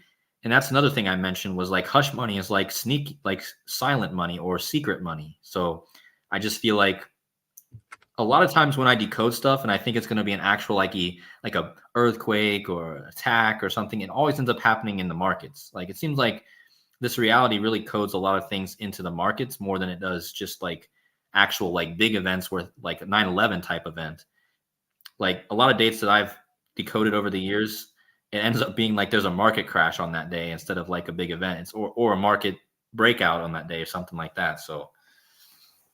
Well, except for you basically like predicting the Iranian president thing. That was, well, you know what I mean? Like you made a video about the Hoover Dam the day before the Iranian president crashed after leaving a dam inauguration. That's a little bit, that is kind of, I guess it could be both, Ooh, Casey May. She just said in the chat, Dallas Mavericks 255. Well, yeah, it's interesting. I know you were that was a pretty good, pick. I guess got ahead of that president of Iran deal, but the Hoover Dam, I've been there twice in my life, and yeah, I actually have my picture with one of the. It's interesting. They have the big statues of like the angel and the stuff there, but it's yeah, that Hoover Dam is a pretty interesting connection. Was the construction started in 1933? Was that when it started? I can't remember the dates for that. I think 1933, or maybe I can't remember, but I mean, I just I've been, because I was there on the last time I was there was like May. The first time I was there was like May 13th, 2019. But anyways, I was just kind of looking at when I was there because I have some pictures, and I've been back there twice. So Yeah, that was a pretty good pull on that. Was that 519 date? Yeah. So. Yeah, that whole thing, that blew me away with the 519, because that ended up connecting to my whole situation with the dams breaking here in Germany, because technically the dams were breaking on 6/1, which was on the Julian calendar. 6/1 is 519, so like the dam breaks that I decoded almost ended up being my own dam breaks here. And then the president thing actually happened on 519, when the president went down after he was inaugurating a dam. And then literally the same time, you had this female president being elected. So it's like everything I talked about kind of came to fruition, but just in a bit of a different way. And it's like, yeah, it's really interesting how all that played out. But I still want to bring up how crazy it was, like, for both of you guys, because you guys were both looking at the same date in totally separate like routes. And then when Seven, when you made that video saying how it was interesting to you that when you just take the U out of 14 and then you get this, and then I realized that it equals Germany exactly the same. So I was like, that's crazy to me that stuff happened in Germany to Cody. And then and all the 14 stuff. What was that? And the word flood also has that. That's what's also crazy is, the broken dam and flood both equal 83 also. And that was the 8,300 days after 9/11. Yeah. Yeah. The one of the interesting avenues I've been not so much into the numbers and lately. I mean, I'm still doing my videos and stuff, but one of my big concentrations in the last year or so, a couple of years, is the law side of all of like, especially right now. Look at in the last year, the Trump stuff with the judicial system. There's a huge focus on the judicial system, and I think, and that's where I've been focusing a lot of my studies. And there's a lot of synchronicities that I've had with law stuff, what's going on, and my research, because what's going on in the United States of America is it's a system that's been repeated over and over time. We're not the first country to have slavery, then to be abolished. I mean, that's another repeating cycle. So that's one of my other avenues, and I don't really touch on it a lot on my videos, but it's a huge part of what I've been looking into lately. So, and it's something I just don't like to mention a lot in my videos, but I do make the connection, especially to the 14th Amendment, because that's where a lot of my 14 synchronicities come into play. So, but yeah, that's a huge thing, because on these other groups I'm in, the 14th Amendment talks about debts, which is, money, and then it has to do with, your status, and it's actually, your status is actually connected to the type of money you should be using. And goes back to the presidential stuff with the president. Our system was taken off a gold standard, I think, in 1971, and then the president took over all the publicly registered property in 1933. So I mean, the president is kind of like, he's a huge deal in this narrative I've kind of been following. So when Trump gets convicted, I'm just trying to follow that narrative as well, because there's a judicial and law connection to all these things going on. And like you say, the money thing with the judge kind of running congruent with Trump. So yeah, I'm kind of just behind the scenes. I don't really make videos about it, but I'm trying to figure that angle out as well. So yeah, I mean, I've seen you talk about it, and like I said, I probably don't understand it nearly as much as you do, but it's something that's very interesting, and I definitely think that's a good route to look at, because I think a lot of it, like you said, does kind of tie back into these kind of behind the scenes things, like it's a lot of this stuff's not always right out in front of your face. It's kind of hidden in the background, and it's playing out, and a lot of people don't even know about a lot of these things. And yeah, so I think it's really good that you're looking into that. And like, yeah, when that movie Leave the World Behind came out, I don't know if you did a video or so. I can't remember who did a video on it first, but I watched it. When I think I did a video the day that came out, and I didn't even know it came out. Then one of my commenters left a comment about this movie, so I watched it literally like that day, and I just couldn't believe what in that movie. Of course, it was produced by Barack Obama, which is interesting, but that movie is like it touches on so many legal matters and money things, and the symbolism. I mean, that movie was just completely loaded. And then they had the Friends thing, and then Matthew Perry died. I mean, I just couldn't believe how connected that movie was. But yeah, that Leave the World Behind, with Mercury, because I think Matthew Perry died on his Mercury birthday, I think 225. And Mercury's another commerce, right? God of commerce, whatever. So, and there's been a ton of connections with Trump and Mercury. I think Flight 302 back in 2018, I think 302 crashed on Trump's 302nd Mercury birthday.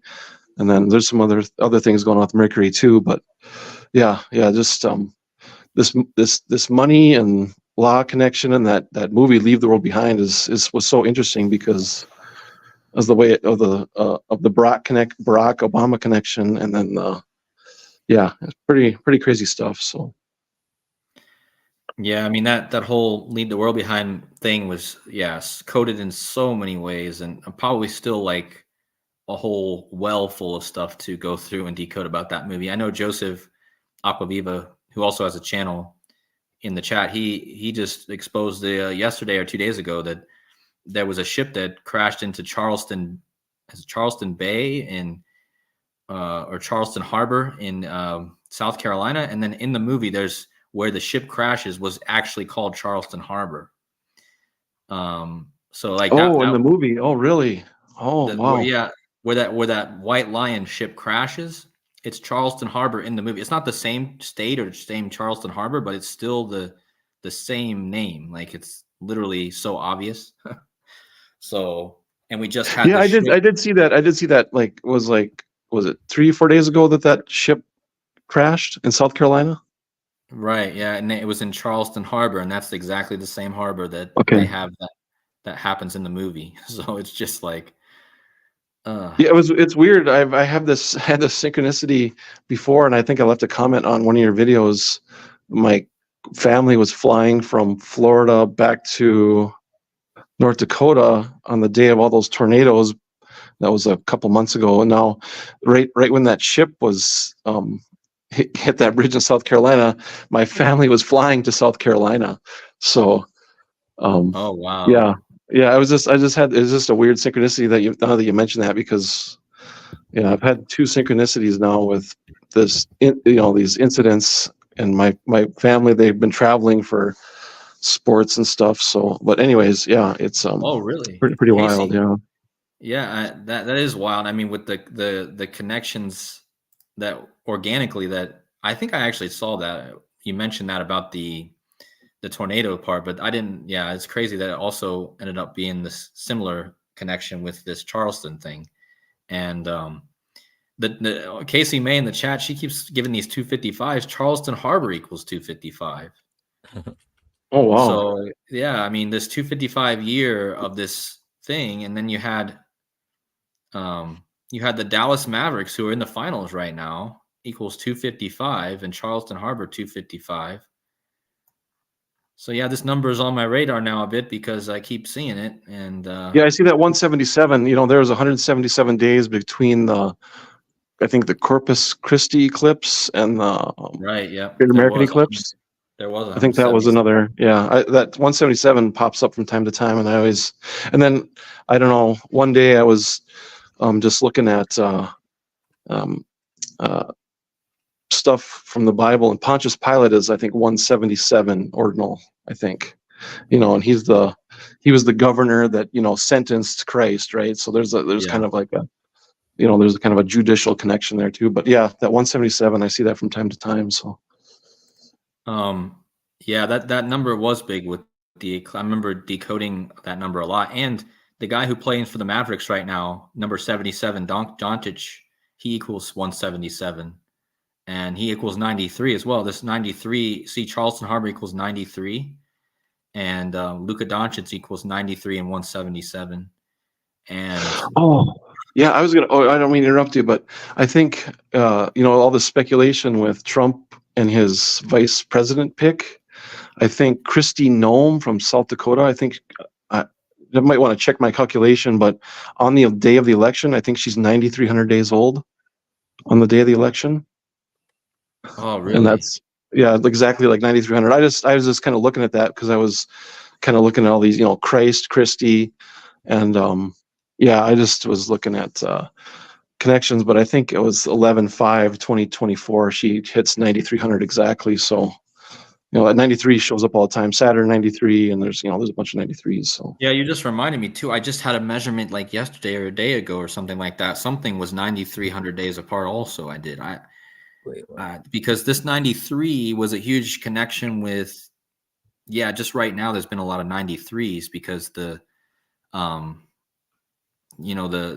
thing that's going on in WWE in a week too. The pay-per-view event is also coded all around the number 93. Because Charles the Third equals 93, and the WWE event that's coming up is called Clash at the Castle, which the castle equals 93, and it's exactly 93 weeks after the first Clash at the Castle, and the first Clash at the Castle was a clear marker for the death of Queen Elizabeth, because the first ever show that they ever called Clash at the Castle was on September 3rd. September 3rd, which is 9/3, 2022. That was 5 days before she died. And it was literally the whole front of the cover codes her death, because there's a Scottish wrestler standing on the front of the cover, and he's facing a guy, Roman Reigns, on the other side. And basically he ends up losing that match, and he's a Scottish wrestler. And then the Queen dies 5 days later in Scotland. And now the next Clash at the Castle is in Scotland, where the Queen died. And he's back on the cover again. Yeah, thanks, Sean, for pulling that up. The first cover was this first one here, Clash at the Castle on 9/3/2022. 5 days later, she dies. And this was in Wales, the first event. And of course, King Charles at that time was the Prince of Wales. So it was literally telling us that the dragon, the Prince of Wales, was going to take out his mother, the Scottish guy with the sword in the back. But now... But now the front of the cover for coming up one day after Trump's birthday is with Cody Rhodes in the front. Roman Reigns is no longer the champion. Cody Rhodes is the champion. But now McIntyre with the sword in the back again. He is in his home country now because he's from Scotland. And he now has a chance to kind of win this time and get that title. So, and he's the chosen one in WWE, and he's super coded. I did a whole video on him, but I'm just wondering if they have a pattern, or if there's a pattern that's going to play out similar, like 5 days after this Clash at the Castle are we going to get King Charles news or something with the royal family 5 days after that? So I don't know. But... Okay. Yeah, you got the Charleston Harbor crash. Yeah. I mean, it's like, it's kind of pointing that way. Maybe try 6/14/1946 to Kristi Noem's birthday. Maybe it was Trump and Christie's birthday. There was a 9,300 with Trump and Kristi Noem. But anyways, I'm just that is super interesting. The Roman part, the inject a little bit of my research with the law stuff, but our law system that we see is based on the Roman, like a lot of people call it the Roman cult, but the 12 presumptions of Roman law or whatever. But there's a huge connection to the Roman system and our judicial system. So, and that's different from what the United States was originally intended to be. So it's super interesting to me that Roman Reigns lost that title, because in the other circles I run in, it seems like a lot of this lawfare, I guess you could say, is coming to light, and people are starting to figure out maybe there's some not so good things that have been going on in the world due to our system of laws. So that whole thing with Roman Reigns losing to the American Nightmare one day before the eclipse, I was heavily on that, and I saw it coming just because Cody Rhodes tried to beat him the first time and didn't do it, but then the second year, right before WrestleMania, or right before the eclipse, one day before, he the American Nightmare takes down the Roman Empire. And I'm sure there's something really big there, and I think it's going to play out later on. I've just been trying to figure out, what's going to happen. There's probably going to be something with the amount of days after the eclipse. And I'm just trying to figure out what day makes the most sense for the next bigger event. How many days after the eclipse would make the most sense, just trying to look at it and see. But maybe like 62 days when that'll be. Is that right now? Is it 62 days after the eclipse right now? It's probably close to that. I haven't looked at it. I know 50 was interesting. 57 days after the eclipse, the AT&T outage happened. And, moon is 57, moon covers the sun. There's like an outage, and AT&T, American Telephone and Telegraph Company, is 1377 Latin. And that's that Wormwood connection. And I was going to make a little video about that, but I never did. But I thought it was interesting. 57 days, we had that AT&T outage. So, and I don't know if it was the origin was Texas, maybe. I can't remember what the story was exactly. But yeah, I've been kind of tracking, like, keeping in mind how many days after the eclipse, what are the connections and what's going to go on as we get further and further away from that eclipse. So, and I think, I was because the big event we had before the eclipse was the bridge collapse, which was 13 days before. I see, Sean, you find the 1377 there. Mm-hmm. That's crazy. Well, that was and then the Nashville bombing was it right across from the AT&T building, or attached to the AT&T building? Right. So AT&T, it's a big, communication, telephone, and interesting stuff. So. Yeah, so but you were right about the 62. Today is 62 days span after the eclipse. Tomorrow is 62 days. So. Okay. So like 62, 63 days. That'll probably be maybe there'll be something interesting tomorrow or the next day. Yeah. It has to do more with like that Mexican president or something like that, or a woman, female connection. Yeah. I wonder how many days after the eclipse she was elected. I didn't even look at that. Oh, see, it would have been like 50. What, 50? Check it out. 55, I think. 55. Okay. Or 56. Well, what's interesting about we know how big the 56 is. Well, 55 isn't that that's a Fibonacci and a triangular or something, isn't it? 55. Yeah, it is 10th, and 10th. Oh yeah, okay. So yeah, that's a big. I mean, that's a big completion number in my mind. 10 is like Also, it could connect to Satan too, because Satan and God both equal 55 and 10. And sure. So I'm just wondering how that would. And another interesting thing is it's kind of 55 is kind of like the election is on 11/5. 11 times 5 is 55. So I'm wondering. And that's Saturn is 511 Latin too. So if you write the date 511. Mm-hmm. Yeah. Yeah, that's interesting. The 56 is also interesting because 56 is the Society of Jesus number, and the coronavirus number in the same cipher. And that's definitely. And I was just telling Sean last night, I was watching that new Dune movie, Dune 2, and man, that I don't know anything about that. I never followed that series, but man, if you look up the main antagonists in that. Well, the eclipse is all over that movie, by the way. The eclipse, like, they're showing it in multiple parts of that movie. Yep.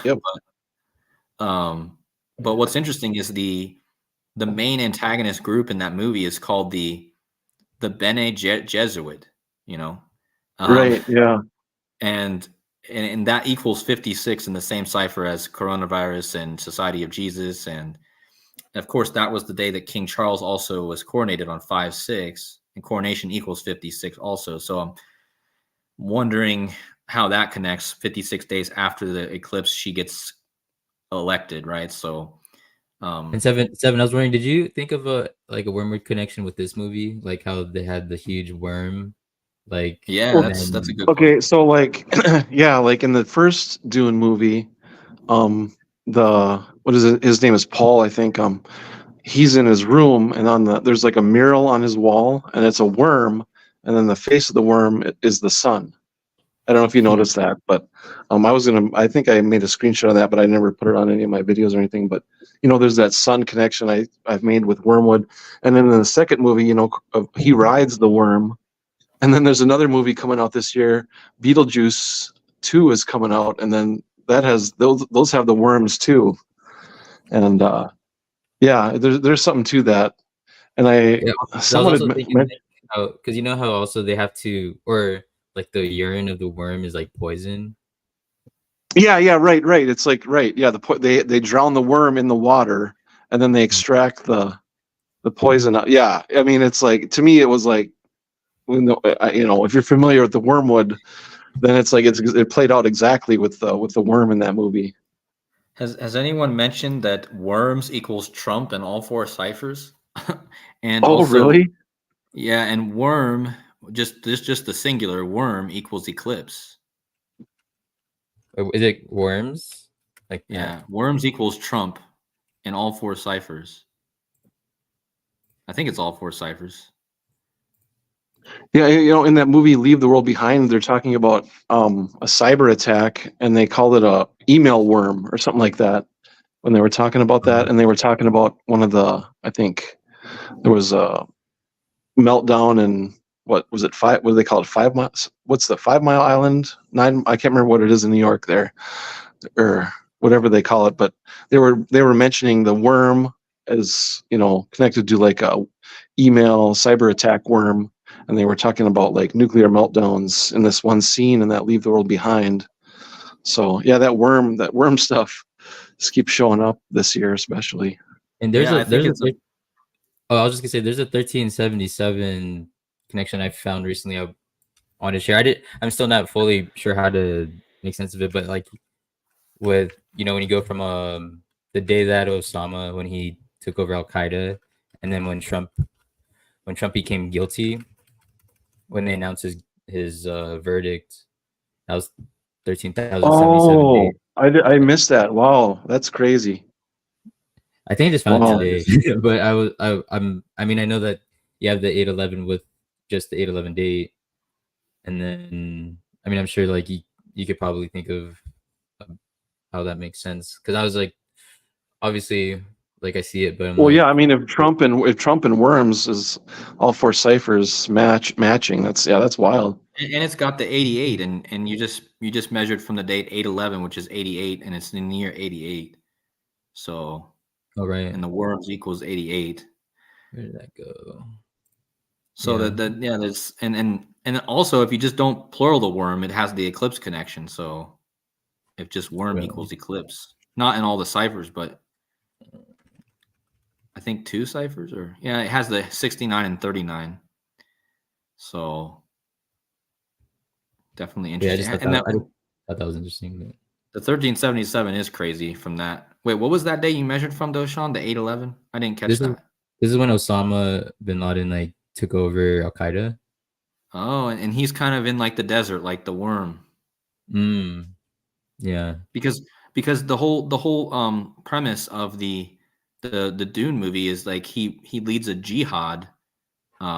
This Paul Atreides or whatever, he gets, his whole family dies, and then he goes he has to go and hide in the desert, and the people that he ends up leading are kind of like really connected to like what you would see as the Muslims, like that's what they remind you of, or like not even just the Muslims. I guess that's a bad reference, but more like the Taliban, or like a worm type group that takes something down secretly, So like, yeah, that's kind of what I'm seeing there.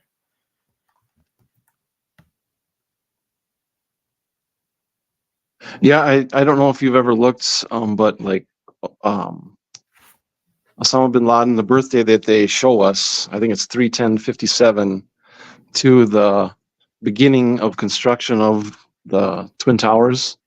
That's 911 days. So that's that. I can't remember the date. It's listed on the World Trade Center website. The day they started. I can't remember what the term they used, but the day they started moving dirt or whatever you want to call it. They from Osama's birthday to the beginning of the construction was 911 days. I always thought that was pretty wild because I mean that's just something you could point out to to show people that like this 9/11 thing is there's something up with it. Oh yeah, there's something I wanted to mention about that 6/2 date that you guys, because you know you guys were I mean you guys are both pointing to that date and how that was like 8,300 days after 9/11. So actually when you go from the day that Osama bin Laden was killed, which is Neptune Spear, to that date, that was the same span as when you go from when you took over Al Qaeda to 9/11. So I thought that was pretty interesting. You know what I mean? Oh, right. And it's the 1331. Yeah, and then that was the same span. So he was killed on this day, Neptune Spear, to that 6/2 date. Wow. Yeah, I'm doing a lot of this by memory, Cody. So if some of those dates don't match up, I have to go back and look and see if it's 911 days or weeks. But yeah, no problem. I mean, we're just kind of what's it called? I can't even think of the word. Oh, okay, yeah. So go from Osama bin Laden's birthday to March 21st, 1965. I think. Let's see what that is. Oh, wait. 1965? Yep, 1965. Well, it's 8 years, 11 days. Oh, 8/11. Okay, there. Okay. 3/10/57 to 3/21/65. Oh. Yeah. Oh, okay. That's 8/11. Okay, maybe that's what I was thinking of.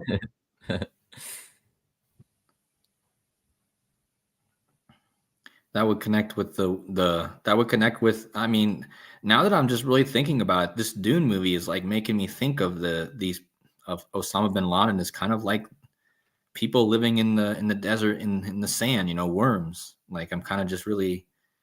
Yeah, and they're very tribal, like in the movie they're very tribal, and then like the Bene Gesserit, they have this prophecy that they use to control the Fremen, right? But the prophecy is like, even though they know it was made up to control them, it's still like playing out, and they can see it. It's kind of weird. They're self-aware of the prophecy, and they're kind of watching it play out, and then one group is kind of like grasping.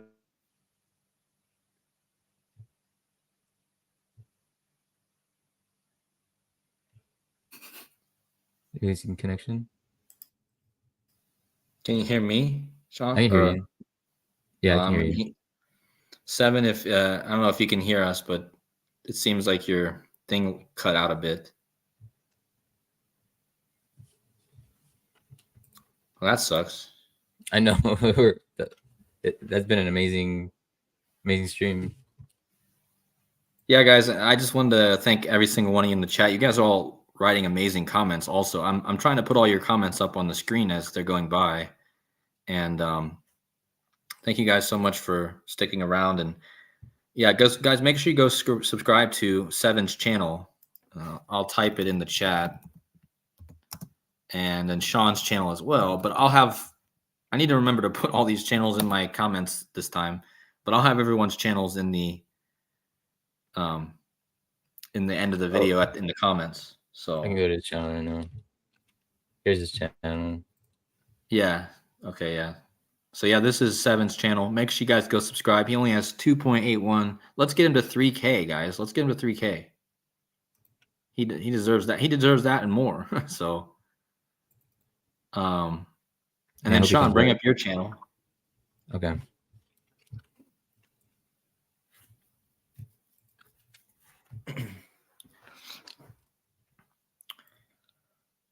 But we're not going to call this quits quite yet. I think we can keep going. I hope 7 can come back for a bit. Yeah, I have some things I could maybe share in the meantime, like just on top of the Woman of the Apocalypse thing. Yeah, go ahead, man.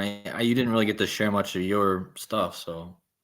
Yeah, I mean, it just goes along with just the things we've been like finding with like Kobe and stuff. Like I'm starting to really see how like Kobe is like has been like a big symbol, you know, the apocalypse. Like we've already like what's it called, pointed out how his name is like, you know, Kobe Bryant and Apocalypse match like in all these ciphers. But I realized recently that his death date is actually, or when you look at so this is the verse. This is Revelation 12:1. So Revelation 12:1, and they appeared a great wonder in heaven. So this is the verse, and then the ordinal value of the verse is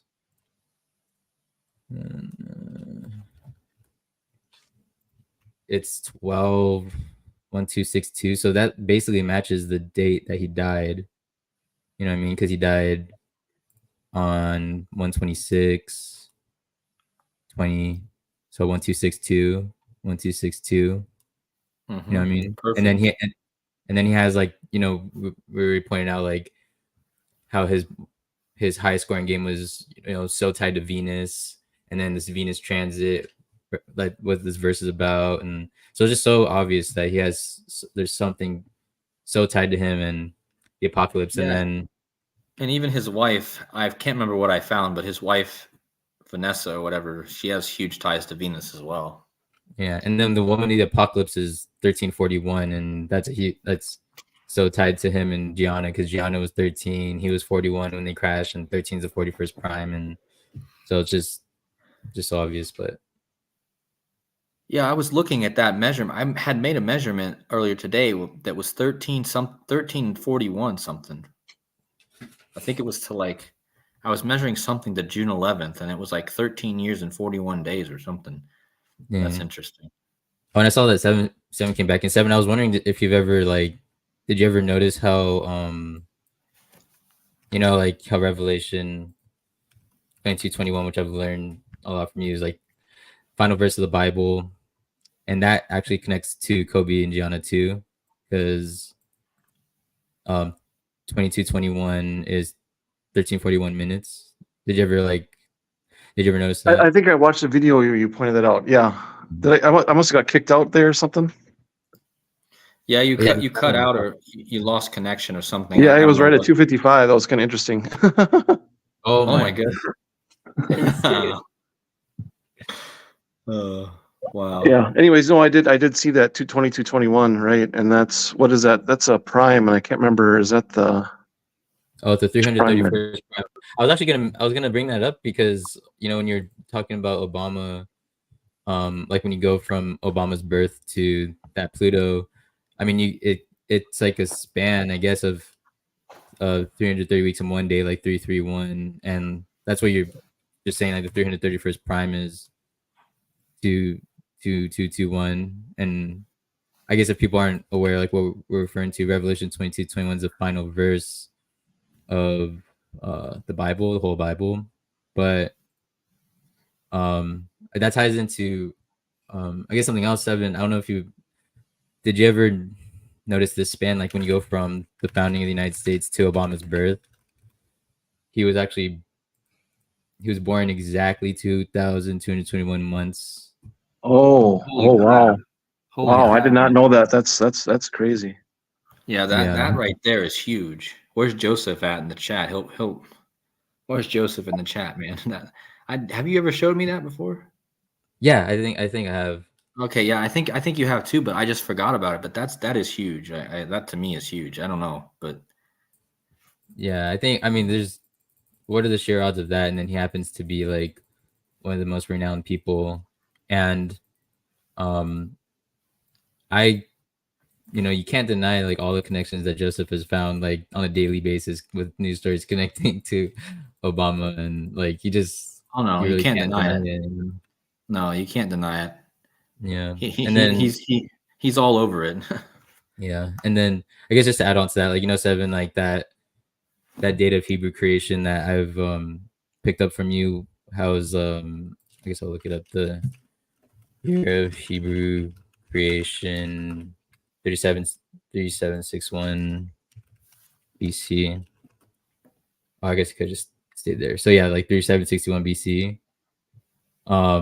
Well, when you go from 3761 to that, I think the Revelation 12 sign that just passed, it's the same, like the same span as that, from Obama's birth to the heliocentric Pluto return. Okay. I just thought that was kind of interesting. Wait, Obama's birth? I mean, so it was Obama's birth to that heliocentric Pluto return. Okay, yeah. And then that's the same span as, so that again, it's the Hebrew, like this year that this ties to Revelation 8:11. I don't know if I want to go.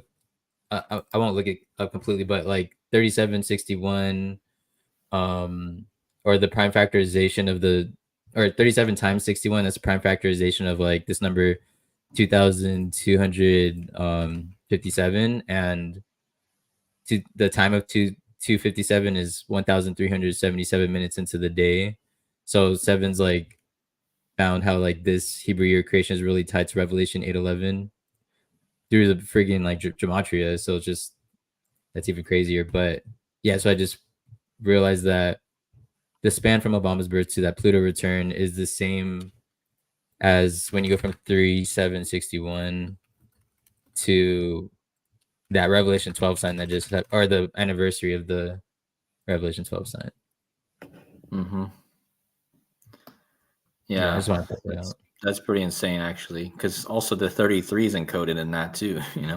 Yeah, and that 231 days, 231:00 days, 231, I think, is the gematria of Ignatius Loyola, I think, if I'm not mistaken. Oh, what's out of curiosity? What's the 231st prime? I can't remember it, but there's something with that too. It's like there's a 231 connection with something. I sometimes forget this number.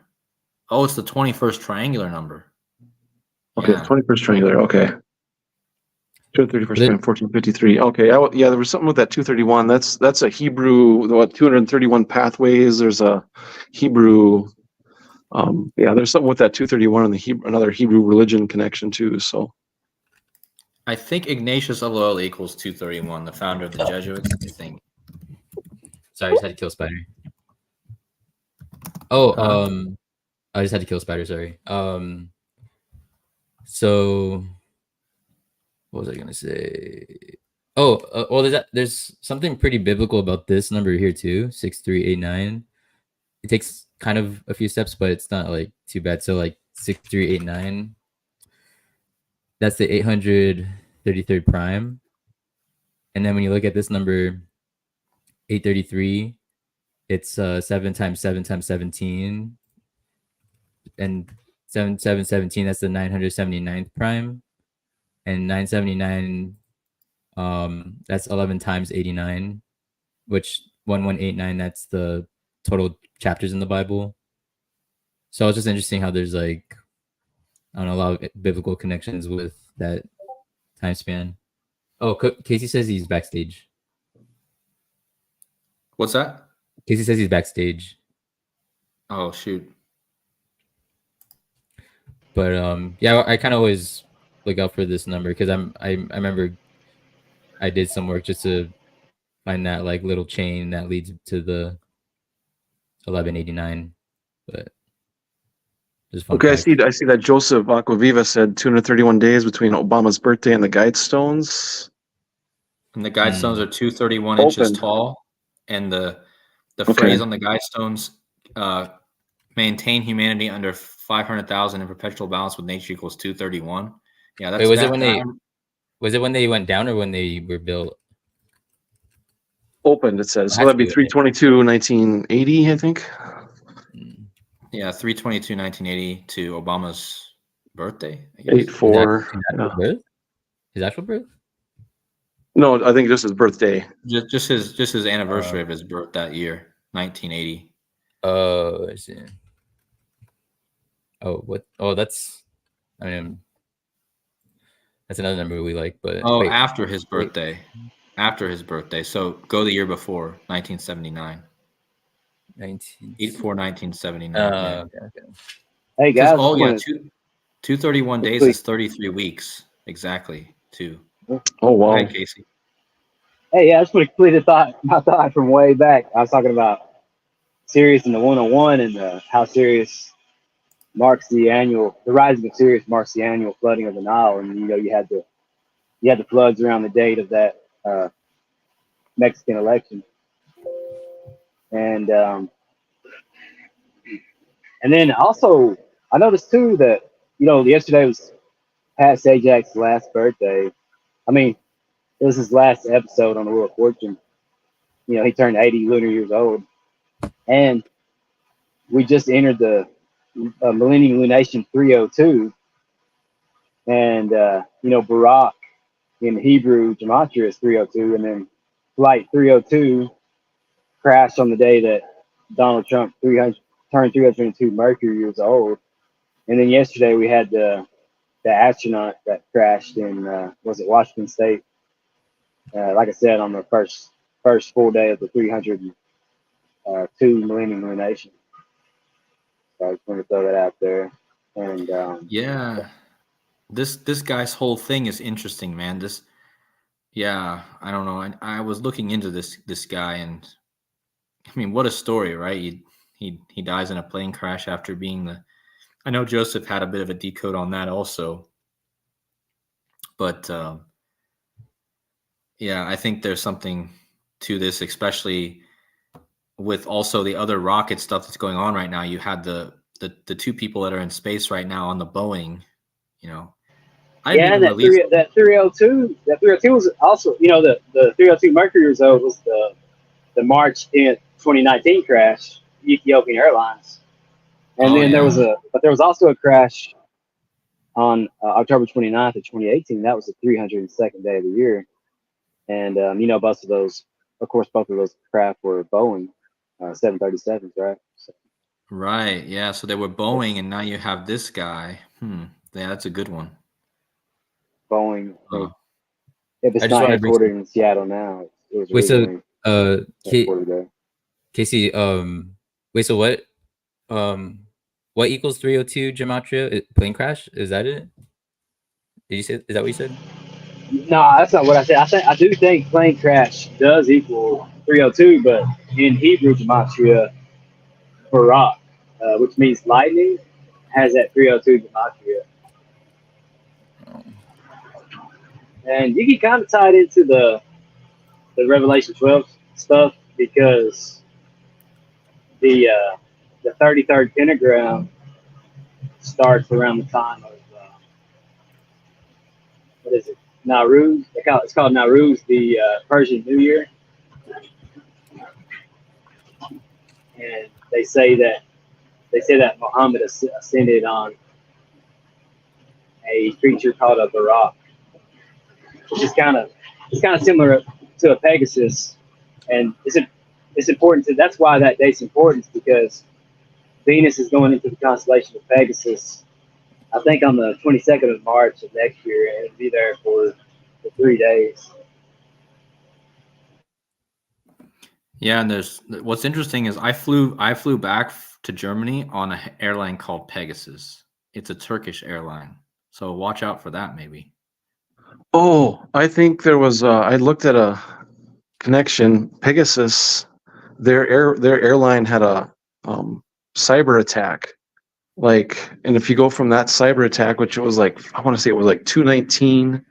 I can't remember when it was, what year, but from the cyber attack to the Venus into Pegasus was a number that I can't remember the number, but there was a connection, because I was looking at Pegasus Airlines and cyber attacks, because I was kind of researching, but I know it was a 219 date, but I can't remember which year it was. It was 2018. But yeah, I just thought it was interesting, because I keep looking at this cyber attack angle. You know, and I think you mentioned that 2018? It was like 2/19, 2018. Let me see what he got there. Was it October 6, 2018? I can't remember the dates, but anyways, but that Pegasus airline, they suffered a data breach, and I thought that was interesting because it had a connection to. Oh, it was 3 years, 22 days. That's what it was. It was like 3 years, 22 days to 322 when Venus went into Pegasus. That's what the number was. So. Wait, it goes into Pegasus on 3/22/25. Yep. Yeah. So like, yeah, just back up like, let's do 3 years, 22 days. Ooh.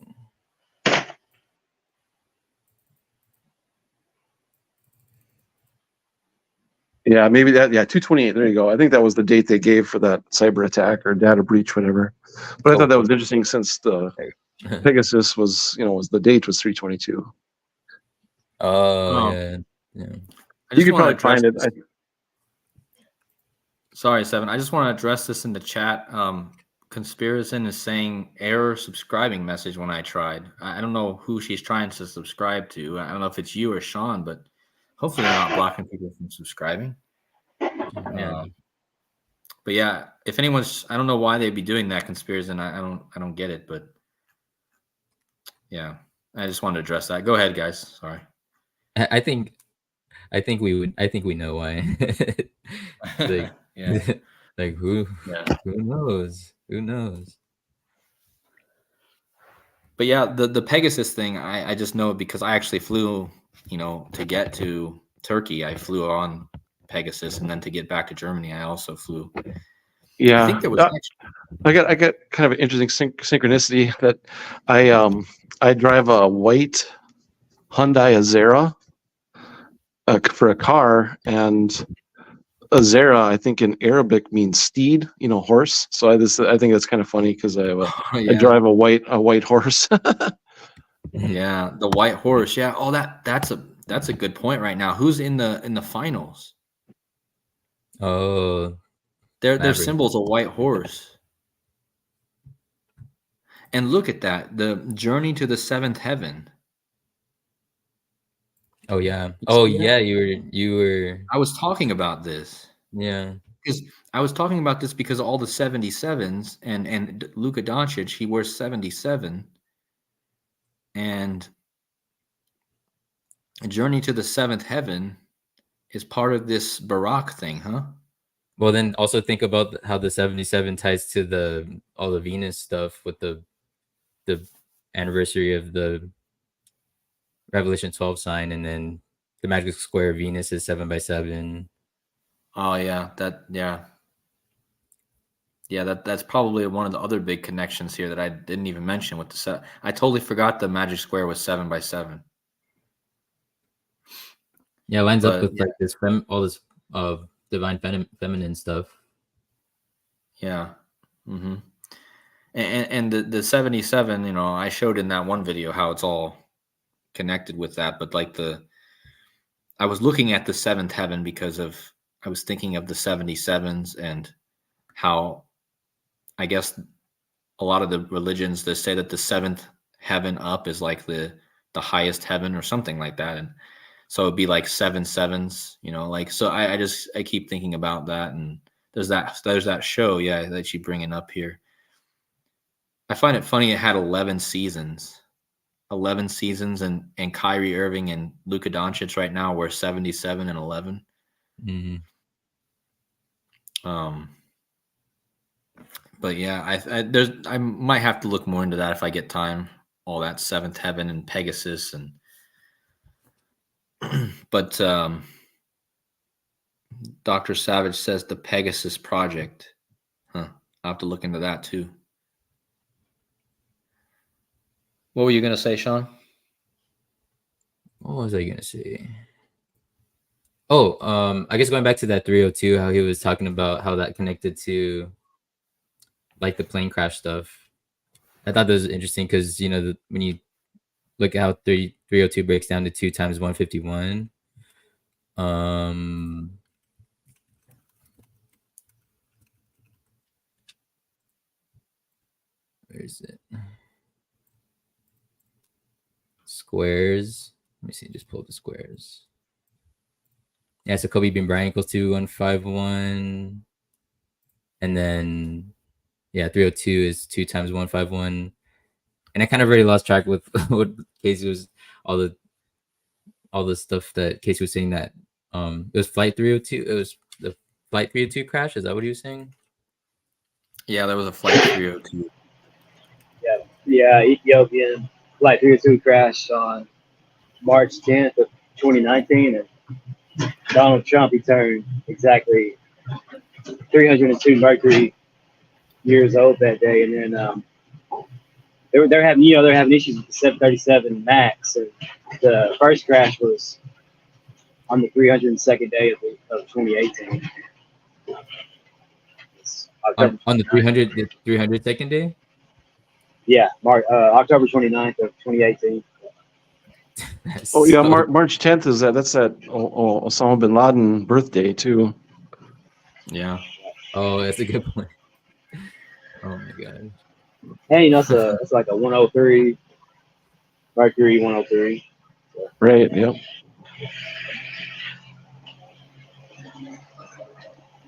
Oh, it killed all 157 people. And then there's that 157 number. Yeah.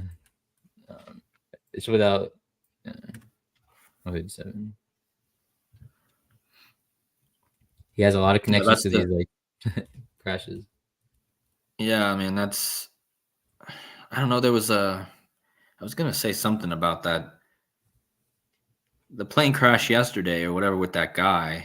I had found something on that, but now I can't remember it. But I do find it interesting that he crashed near Seattle.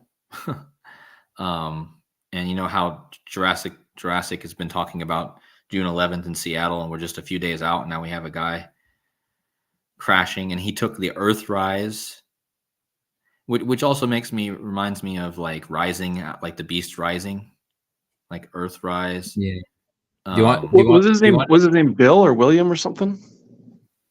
William Anders, I think. So then didn't he have Bill Walton? He just passed away too.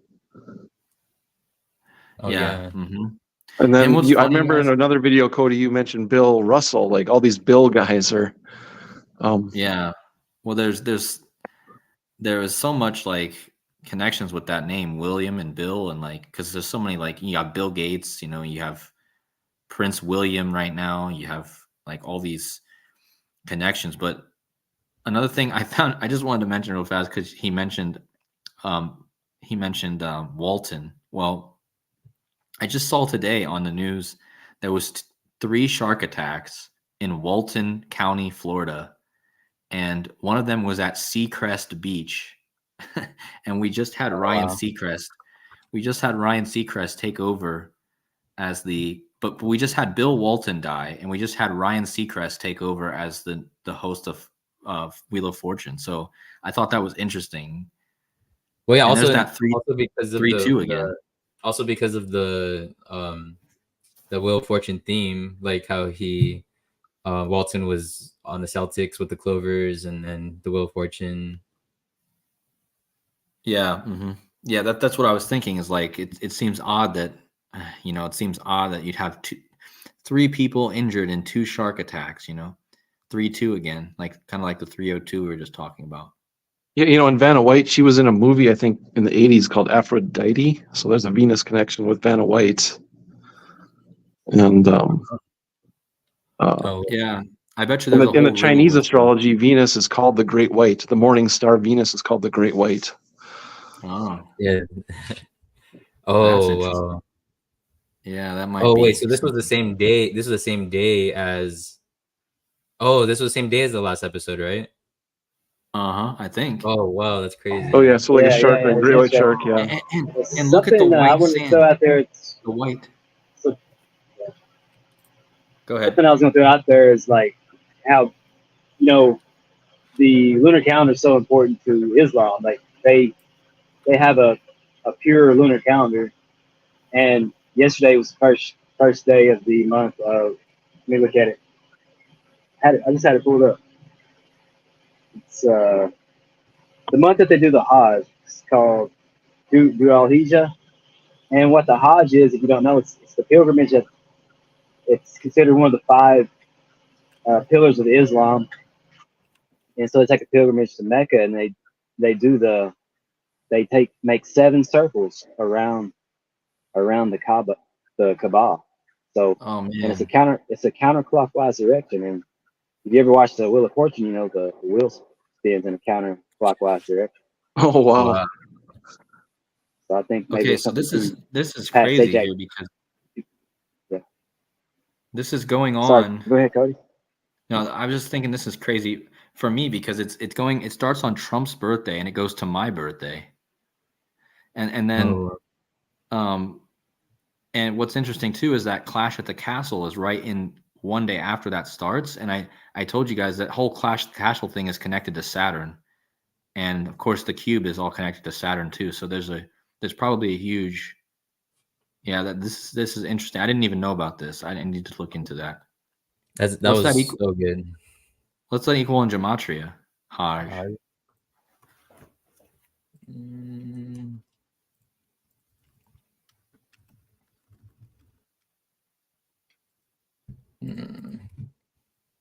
I mean that 29 has been big. I mean but it's got that 474.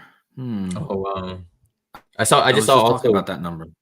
I also saw William has a 474. Ooh. And you guys are talking about all the William stuff, and it's your birthday. Oh man. And 614 down there. Wait, so William has the 2 dates of the Hajj, 614 and 619. Oh wow. But that 474 was connected with the Wheel of Fortune. Remember, I showed that. Pat Sajak equals 474. Does volcano equal 29? 82. Oh, it's 28. Okay, never mind. I was the 29 pops up from time to time, and I couldn't remember where it was from. No, that 29. That 29 is always popping up. It seems like the 29 and the 29 and the 92 are always coming up together. Because like if you type in the word sneakers, it has that 92 and 29. Like that happens often. And Barack Obama was born on 92 and 29 date numerology. Biden was born on 92 date numerology. So that's something I follow with Barack Obama and Biden because that's assassination number 2. Assassination equals 92.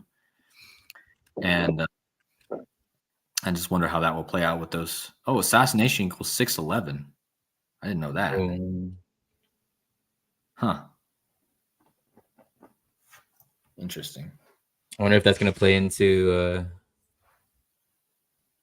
Jurassic's date. Yeah, I mean, I just find it interesting that Biden has been in France this whole last week, and there seems to be a lot of connections with this guy just crashed in a plane, and Biden's in France, and he was a veteran, and Biden was in France visiting the veterans. And D-Day, I didn't actually do a video on this, but I did release a presentation on this yesterday. Huge connections between the girl who's in the space right now, the Indian girl who's in space, and Biden being in France right now. Yeah, that one right there. I think. Is that gonna let me click it? I don't think that lets you, but you can click the link and open it up in yours if you want. Your computer's much faster than mine.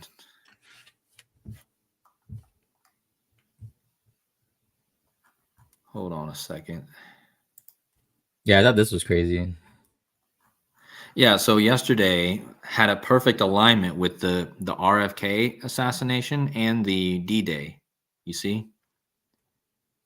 So both of them happened on the same days, but they happen to be 29220 weeks apart and then 29220 days from the D-Day. So, and this is the 92s again. I keep seeing the 29. And if you type in presidential assassination, it equals 292. So that number does come up. A Venus pentagram is 2920 days. Like Okay. if you take the synodic cycle of Venus, it's 583.92 actually, I think, and you multiply that by 5. Okay. Well, that might have a connection with it then too. I'm just trying to think.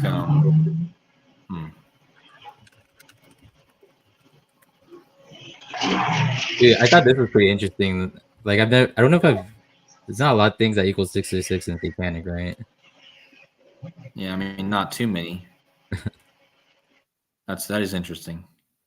I don't think that's. I've never done that before. 666 satanic. Yeah, I think that's a good find. Especially with it having to do with the pentagram too, because like that's just kind of like like a symbol of how most people see the pentagram as a satanic symbol, but yeah. But yeah, back to my thought with that thing with Biden yesterday. where is it? How it was synced up. The girl that went to space a few days ago, she's Indian, and I don't know if I put that in there, but oh no, yeah. So yesterday was 199 days after Biden and RFK's birthday, and that's the 46 prime. Biden's 46, and the Celtics won. His name is Celtic. And then you can go to the next one. Harris's code name, which I did not know, was Pioneer. And funny enough, Pioneer is very similar to a Maverick. That's the way I see it. A Pioneer is like somebody who, a trailblazer. And a Maverick is also could be somebody who's a trendsetter, somebody who does something, sets a trend. But Maverick and Pioneer both equal 82. So I'm kind of seeing there a connection there between those two. Not saying that the Mavericks or Celtics will win. I don't really know. I haven't really looked into that, but that's interesting that you brought up the trendsetter thing, because like if if Kamala were to become the first president, then that would be setting that's what you're getting at with that, right? Like that would be like setting the trend of female presidents, right? Yeah, setting the trend, a trendsetter, like setting the new norm of women presidents. Remember, Ford said after the first woman president, it'll be hard for men to get back in office. So that's what he said. I don't know if that's what will happen, but yeah, I just, and then this one also yesterday was 960 months after D-Day, and Biden was just there for D-Day, and Kamala Harris equals 96, and the D-Day Operation Overlord also has that match. So,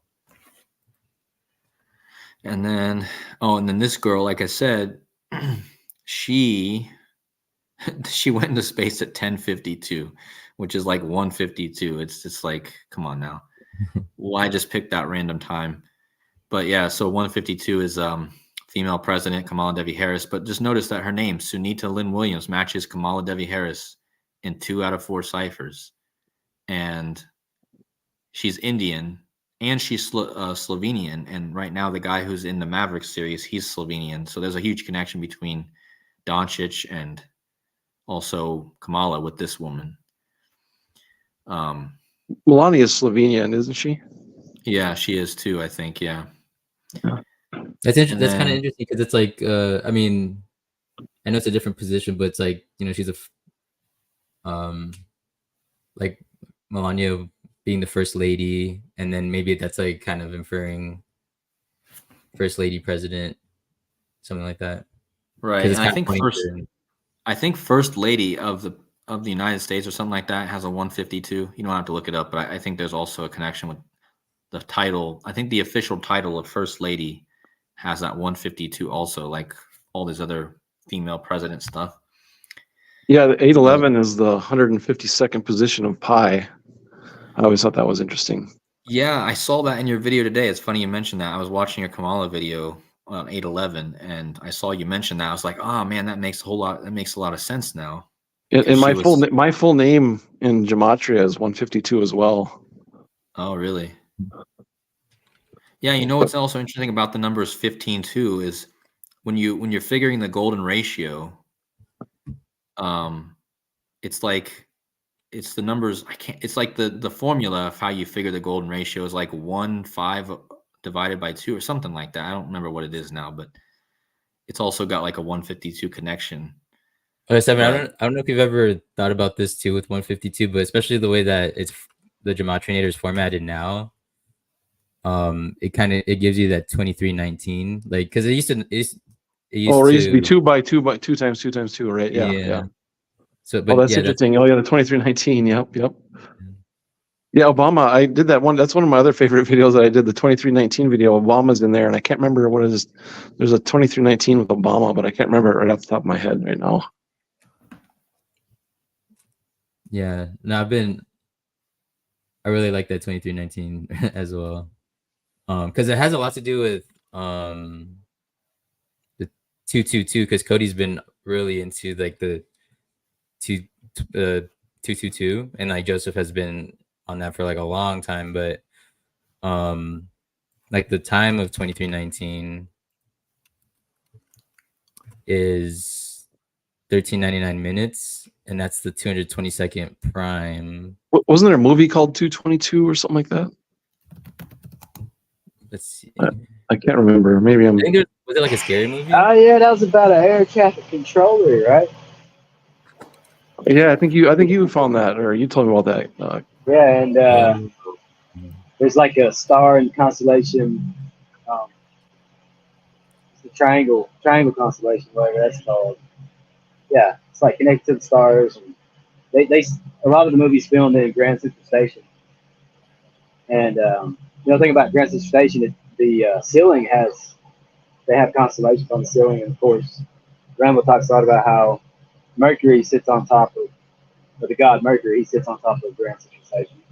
So the god of transportation, of course.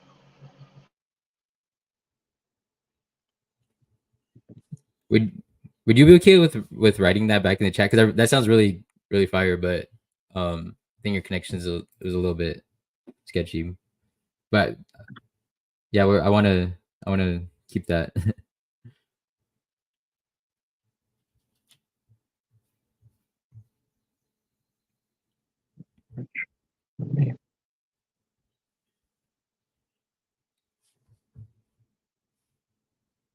Yeah, the 222 is interesting. That was a huge deal in 2022 with the 222 Pluto return.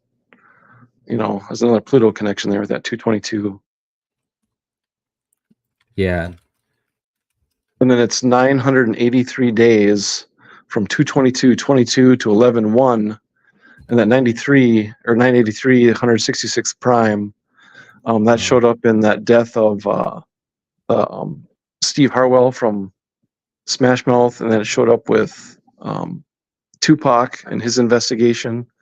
Yeah, it's like connected to musicians too. Like it has like this connection to like musicians' deaths. So, and then 166 prime, that was the location of the Nashville bombing.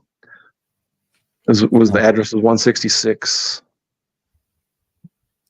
Yeah, I remember that. You guys are still there, right? Yeah, can you hear us?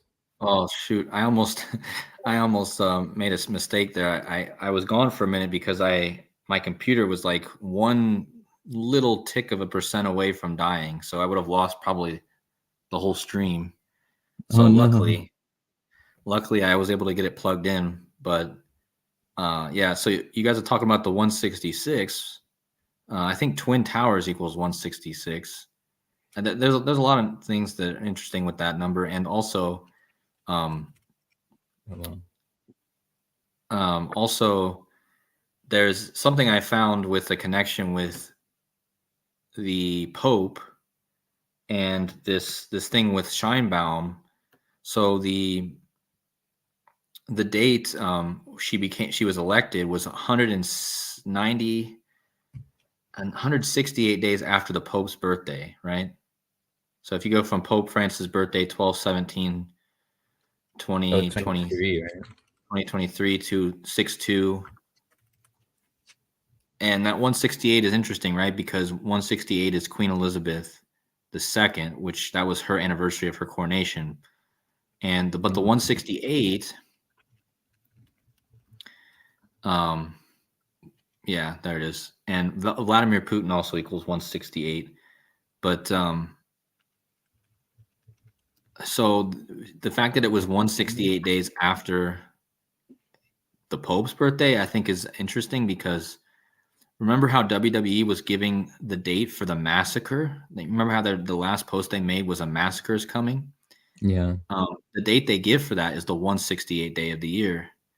And so if you go to that day this year, the 168 day of the year is... What is it again? It's 6/16. Oh. Yeah, it's interesting. 168 minutes is 2 hours 48 minutes, I think, if I did my math right. Oh, really?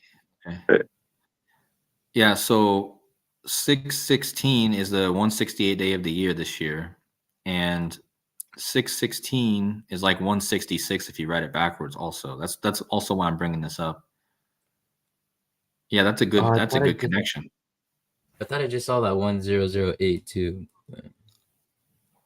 But what's also interesting about there, six... Okay, yeah, Vladimir Putin.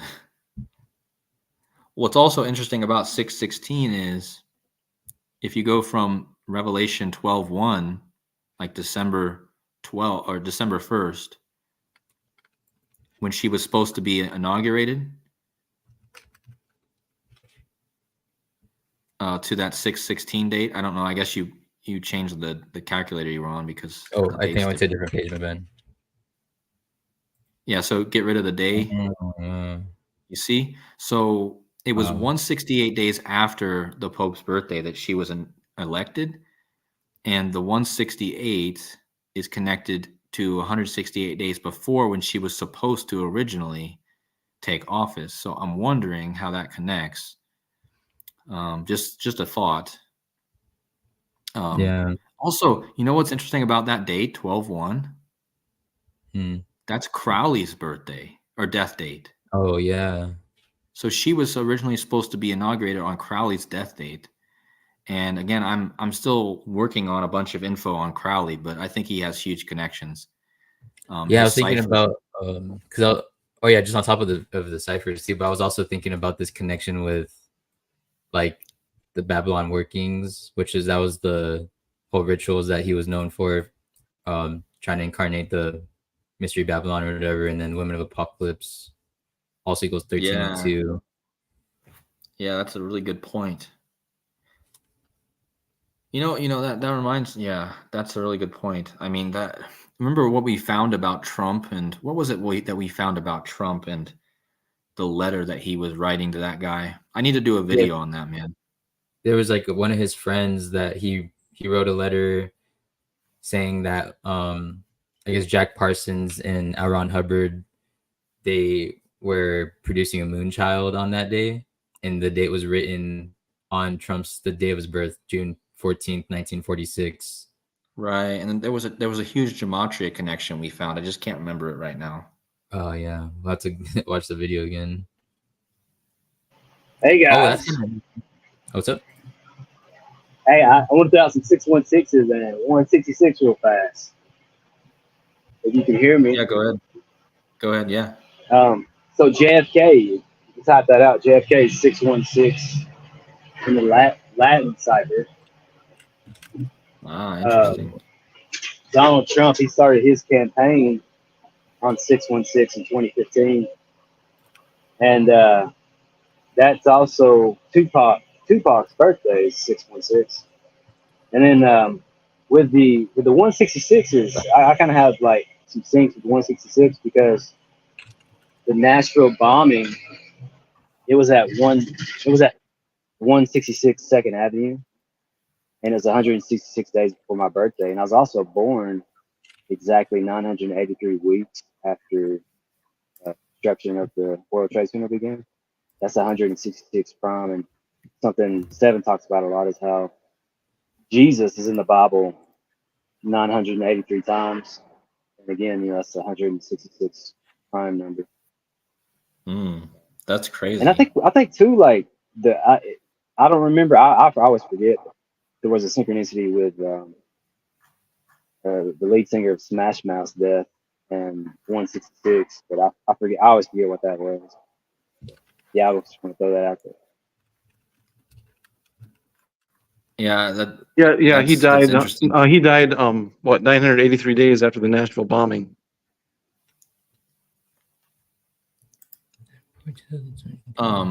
So if you type in Sean, just so people can see this number, or you have the calculator up, you type in Twin Towers, just all in the ordinal cipher. Secret Society, All-Seeing Eye of God. Wow. September 11.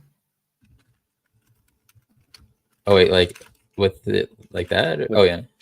Without the 11th, yeah. Tetragrammaton. Oh man.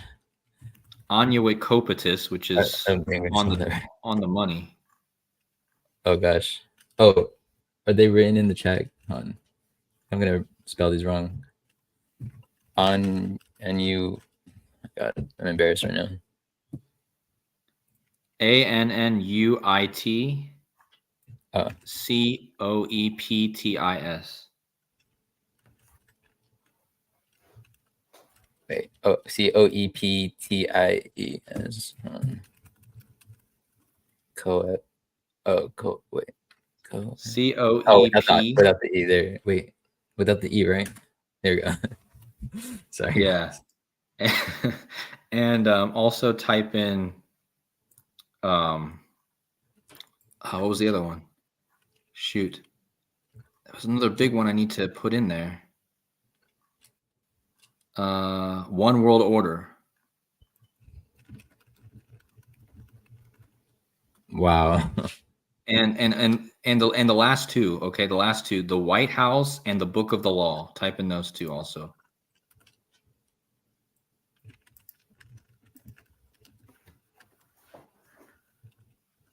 It's insane.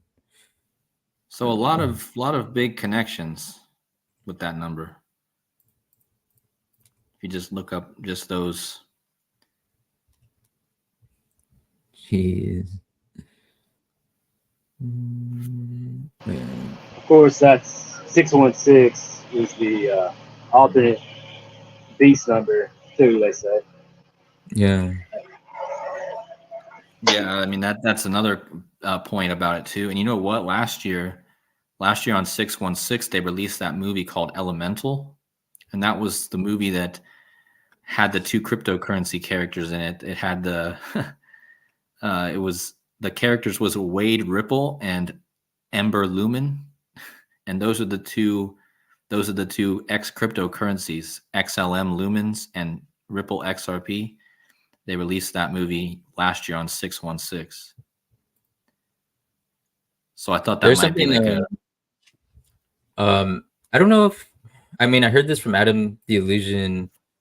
He may have figured this out, but what's interesting with the 616 and Trump connection is the 616th prime is 4547. Like, like he was the 45th prime or 45th president and could be the 47th. Oh, wow. That is a good one. Yeah. And yeah, the 616, like Casey mentioned, is the alternate number of the beast, So I think, yeah, it's a number I don't look at often, but I know the 166, if you type it like that, 166, I know that one's a big number, but the 616 probably something. But to just start back where I was starting with this whole point was that I just find it interesting that the WWE gave it the massacre day as the 168 day of the year, which is 616. And that just happens to be 168 days, before the 12/1 date that she was supposed to take office, and it connects to the Pope being 168. She was elected 168 days after the Pope birthday. So And the 168 is a big number with Queen Elizabeth, and there's probably a lot with that number as well. And that's the date when Elvis died, right? 16/8. Yeah. Mm-hmm. Yep. And yeah, so hey guys, I'm pretty sure that yesterday was 45, 47 days after Neil Armstrong died. Oh wow, shit. that would be interesting. I'll look it up. I'll look that up. Because we just had this astronaut go down. Yeah.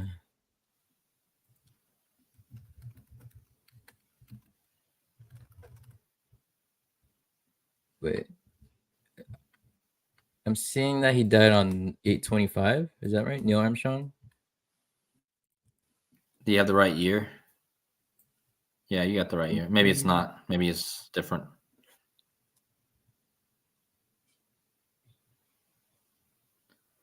Yeah. Oh, yeah, this is kind of this is kind of interesting right here.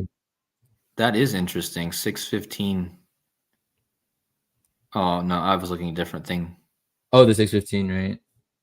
Because the 6:15 is so what's 616 weeks after he died? Oh, that's that's the Pluto return or the Trump's birthday. Or one day before 616 if you don't add the day. Oh yeah, you're right. Wow.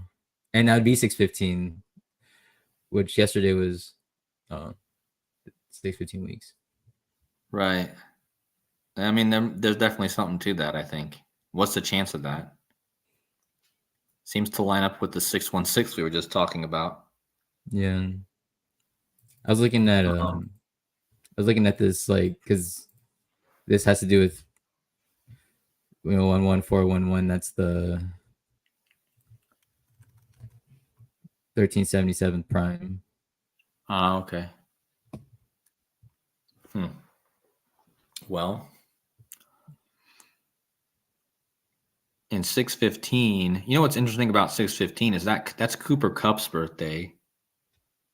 Cooper Kupp was the one who won the MVP in that Rams Super Bowl right before the Russia-Ukraine invasion, and I always thought that something was connecting his birthday because he was hugely connected to that war theme, Cooper Kupp, and that's his birthday.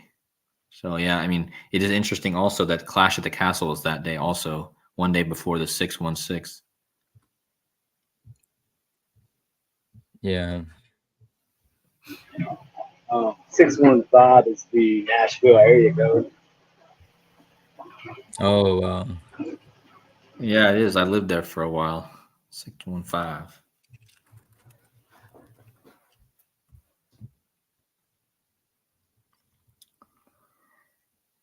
Yeah, that's interesting too. And yeah, because in the teaser, in Bray Wyatt's last Firefly Funhouse, right after he says the beast is rising, and he says, now let's go to the weather. And when Uncle Howdy is on the screen pointing to the weather map, he's pointing to Tennessee. So I always thought that was interesting. But you guys wouldn't understand how the Titans have that like Wormwood logo, like the falling Wormwood star. Oh yeah, Pat Sajak was a weatherman in Nashville, right? Oh, We're really? talking about the weather in Tennessee. Yeah, Pat Sajak. Actually, I see that there was 615 Lebanon County? Was that like a 615 area code too? I saw there was something like that. Yeah, I think it's Lebanon. That's interesting because 8/4 was it 2020 was the explosion in I think Lebanon at the harbor. And that was on Barack Obama's birthday. Yeah. And Lebanon, that's the origin of the Phoenicians. Yeah, I mean, I think I watched part of that. You talking about that in one of your videos today. Actually, I was watching about the Lebanon thing. Yeah, and that's the Phoenicians are the ones that come up with all of our merchant system, our they have all the water terms, and they were the water faring people, and our money is all about water and stuff. So I just thought it was interesting because the Phoenicians kind of connected to water and currency. Yeah, I think there's a connection too with like the Phoenicians and the tribe of Dan. If that's what I've heard, and I don't know if I've done enough research to know about that, but yeah, I think there's like a connection with the tribe of Dan from the Bible and the Phoenicians, and then it's interesting that mystical Dan, he just won he won the, what was it that he won? Mystic Dan. The Kentucky Derby. Yeah. So like the tribe of Dan. Keanu Reeves was born in Beirut, Lebanon, and he's in the Matrix too. He has their interesting filmography. If you start looking at it in the terms of, like, we live in the Matrix, right? And and Keanu Reeves was born in what would be old Phoenicia. So. Oh yeah. What's funny? Jurassic Liars, the YouTube decoder, he says he was born in Beirut, Lebanon 2 days after, in the same hospital as Keanu Reeves. Oh, wow. I don't know if you've ever heard him say that, but I think that's insane. And Keanu Reeves' serious connection is insane too. Yeah, music stoop, Dog Star. Yeah, he has he has his own motorcycle brand called Arch, and I always think like the Masonic Arch, and yeah, he's he's a super interesting, like I said, his filmography and his his birth date or birthplace and all that stuff it's pretty coded. Yeah, and his it's his name, or no, it's not. It's his. Yeah, I can't remember now, but there was something with him and Trump I found too at one point. But I want to rehash what Casey said before. Is what did Casey say? He said that Pat Sajak was a weatherman for Tennessee, Nashville, and I already connected that Bray Wyatt thing with Pat Sajak, and then I find out that he was a weatherman for Nashville. That would be quite insane, actually. I don't know where you find that, but it's probably in his Wikipedia somewhere, I would say. Yeah, interesting. A weatherman's a meteorologist. You have the Titans with the meteor, the symbol. Oh yeah. Uh-huh. That's interesting. Interesting connection. Pat Sajak. Oh wait, type in Nashville, Sean. I think it has a wormwood connection, a 612 connection. I think it has some sort of connection to that in the Gematria. Oh. Yeah, Nashville. It equals 102 like plutonium. Oh, is it the 141? Yeah, it equals 102 like plutonium and 141 like, I think it has a couple cipher matched to plutonium. But if you go to the Sumerian ciphers. Oh. Well, first of all, yeah, it has that. Yeah, it has the 612, right? And it has the 846. Yeah. And the 141. So you see how it ties to 811, it ties to 612, and it ties to the 846. Wow. Yeah, something Casey had pointed out to me is like Tennessee is super interesting. It has the newest nuclear facility, newest nuclear power plant. It has like the world's largest supercomputer, and then it's also like has Oak Ridge, the nuclear research facility, from way back in the, I think, before the Manhattan Project. So I mean, Tennessee is like super connected to like, stuff like that. And then they have Memphis. Memphis is what was it, the capital of Egypt? Like ancient Egypt had a Memphis. And that's where the King Elvis died. Yeah. I mean, it's just Tennessee's like super connected. And then I think it's a 16th state. And number 16 is there's a lot of 16s and stuff. So.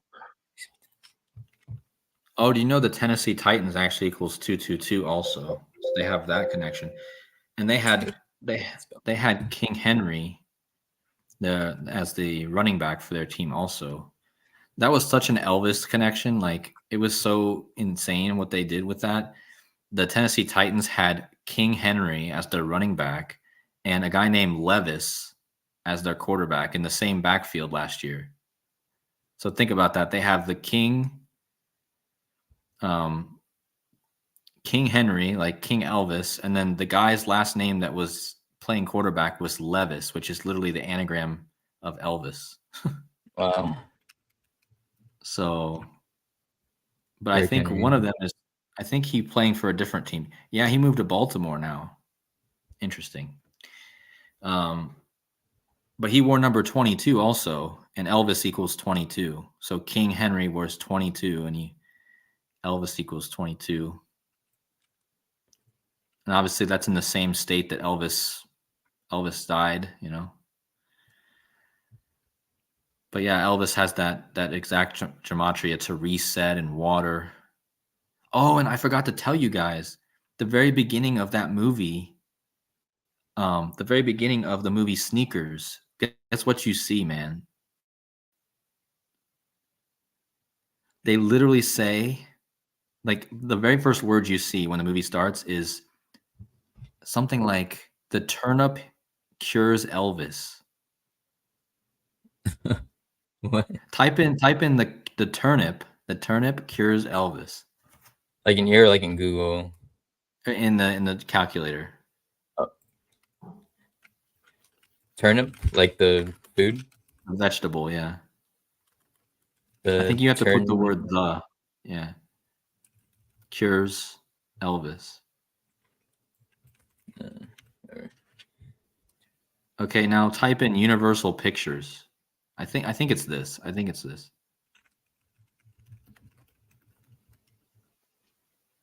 No, it must have been the wrong, because whatever that is, whatever the turnip cures Elvis is an anagram of Universal Pictures.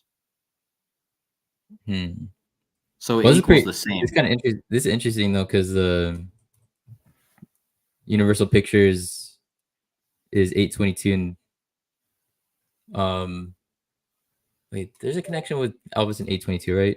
Okay, he stays backstage again. Wasn't there something with? I thought there was a connection with 822 and Elvis, but ignore me. Yeah, so I don't know what it was. That's the anagram of that. Can you type it in Google, the turnip cures Elvis? Maybe it'll come up, or something, turn up Elvis. I just thought it was such a random thing to put at the very first lines of the movie. You know, that movie has Ben Kingsley too. You know, there's a King connection. Mm-hmm. Yeah. And the turnip reminds me of the movie The Curse of Bridge Hollow. It's a Halloween movie, and originally jack-o'-lanterns were carved into turnips. Oh, a turnip? Maybe a turnip. Yeah.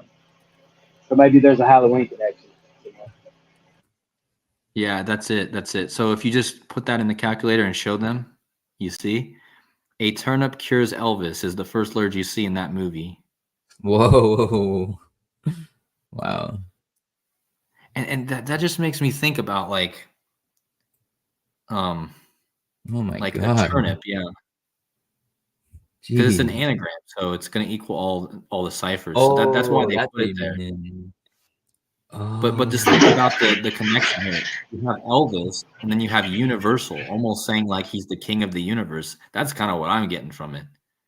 Like, I don't know. That to me just seems really interesting. Because it's like Universal Pictures, like a universal play, like a universal, like, you know how the Hindus say that everything is Maya. It's all just a play being played by the universal God or whatever. But yeah, it's interesting.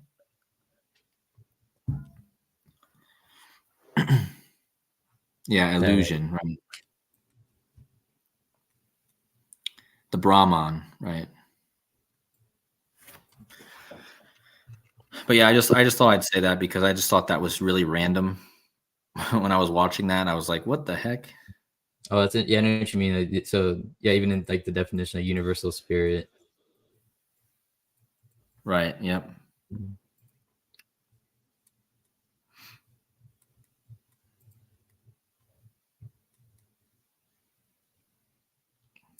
I'm just wondering what the turnip thing is. There's a maybe just by turnip. itself.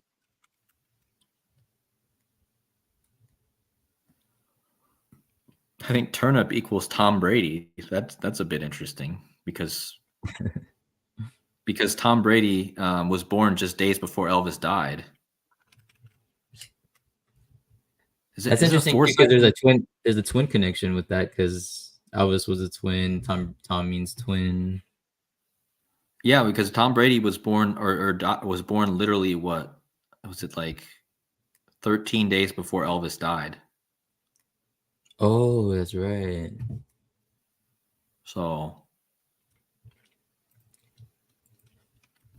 and there's a huge connection right now with the year 1977. Oh, actually, there's another 14 connection with Ooh, there. yeah. The 14th day, and 14 is dead. Oh, that makes sense. Type in dead in the Gematria. It's the number most associated with dead is number 14. So, I mean, Elvis is dead 14 days after Brady was born. And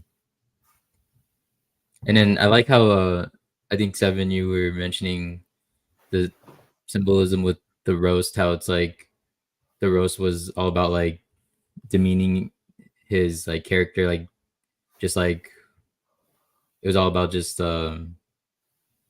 like destroying his identity, like character assassination, like all that, and then how that just ties into like our status, citizenship, and all that.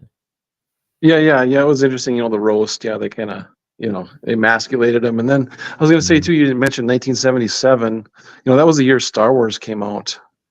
On I think it was 5/25.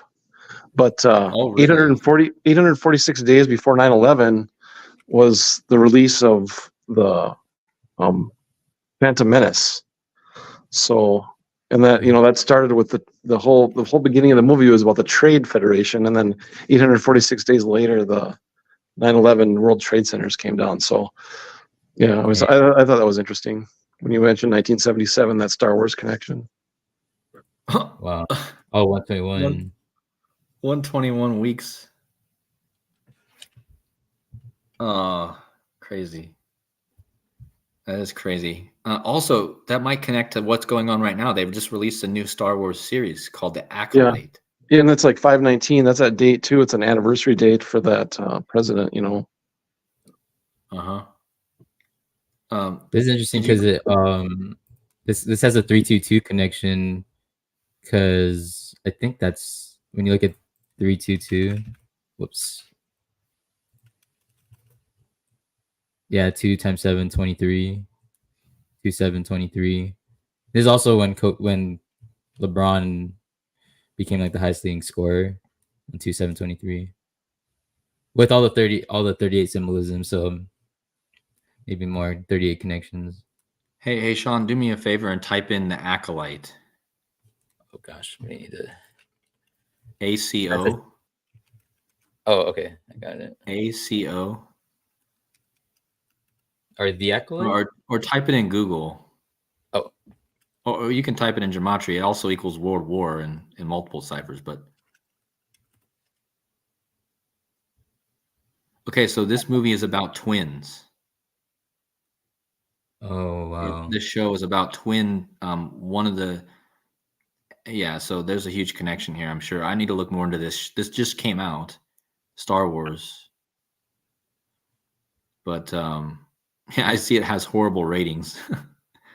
But yeah, like in Star Wars, Luke and Leia are twins too, so. Right. Now that's what I'm thinking. Like there's this huge twin symbolism, obviously, like usual, but like I just find that interesting. This show is coming out like right now during Gemini and also right now connecting to all these other events. And the Acolyte is like an apprentice. And what makes me think of this is because the Acolyte supposedly in the Star Wars world is the Acolyte is an apprentice who, in order to surpass their master, needs to kill their master. And it's funny that this girl in the movie is a black girl. It just reminds me a lot of Kamala again. Like Biden needs to die before she becomes the master. Like I don't know. There just seems to be, and the eclipse is right in the symbol for the show. They have the eclipse again right in the. If you just look at the logo for the show, there's the eclipse right in the center of it. Yeah, there's one thing I was thinking about on 6/6 because there's actually a new moon in Gemini on 6/6. And I thought that was interesting because of 6/6. 66. Yeah, twin is 6/6 and twin equals woman. That's interesting. Twin equals woman. And then like I just think about like when you think about like JFK being a Gemini and Trump being a Gemini, and when you think about like a new moon or even like an eclipse, it just looks like, gosh, like you look at that and then when you look at like a bullet hole, like so similar. Mm-hmm. So it's like almost like type in that symbol for the acolyte. You also see the exact same thing. Like it's crazy. Or just type in the acolyte and look for the pictures. Yeah, there you go. Yeah, so would be the images? just type images and find like where the writing where it says the acolyte. You see? Like this? Yeah, right there. You see how there's an eclipse right there? 2 circles over one another. Oh, nice. And look, it's the AC. The AC, like the Antichrist. O light. Wow. Okay. The and AC. Light, Lucifer. Like light, yeah, like Lucifer. Wow. That's interesting. I just noticed that.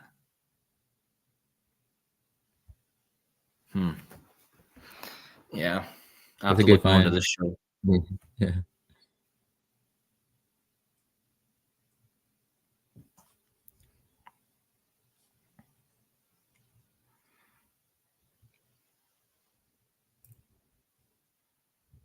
Yeah, it's pretty on the nose.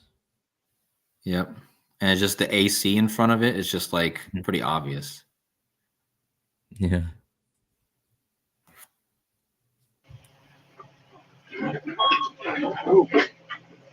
That's one thing I forgot to mention too when you were bringing up when we were talking about the woman and apocalypse stuff, and you were mentioning how that guy from LA, or his initials being Al and A, and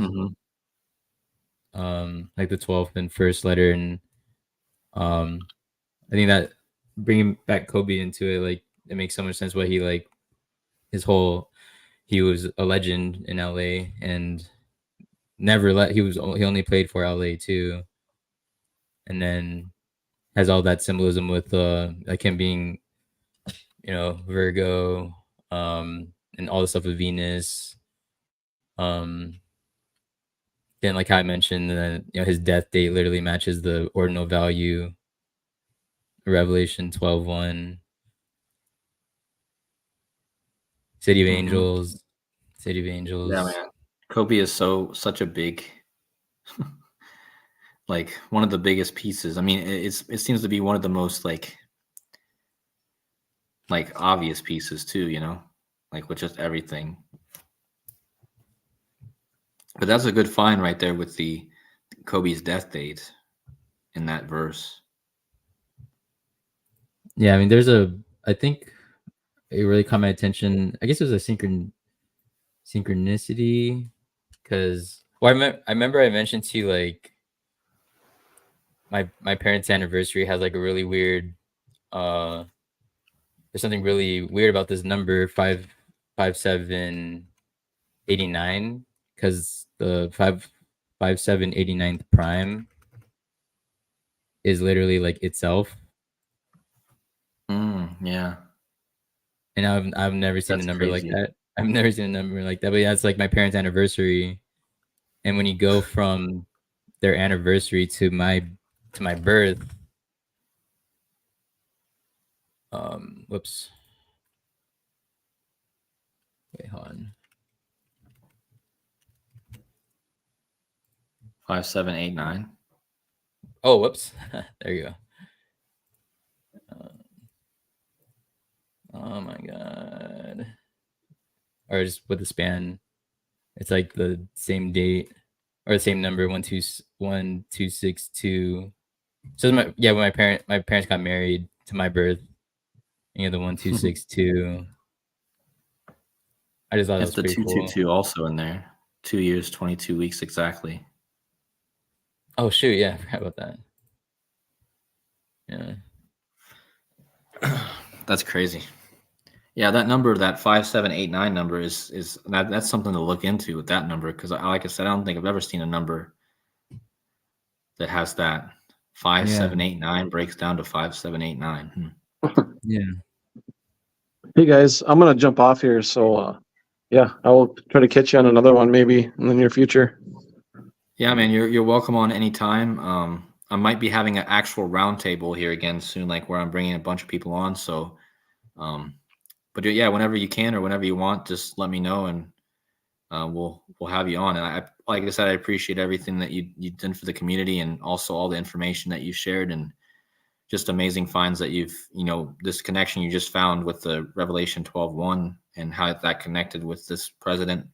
Just amazing stuff. So it was really an honor to have you on. And Yep. yeah. I'll catch you guys later. Yeah, that was wild on the connections there. But okay, yeah, I'll try to get on that round table. Just give me or give Casey heads up, and I'll see if I can work it into my schedule. Okay, man. No problem. Okay, later. Nice to meet you, man. Yeah, take care. See, Shane?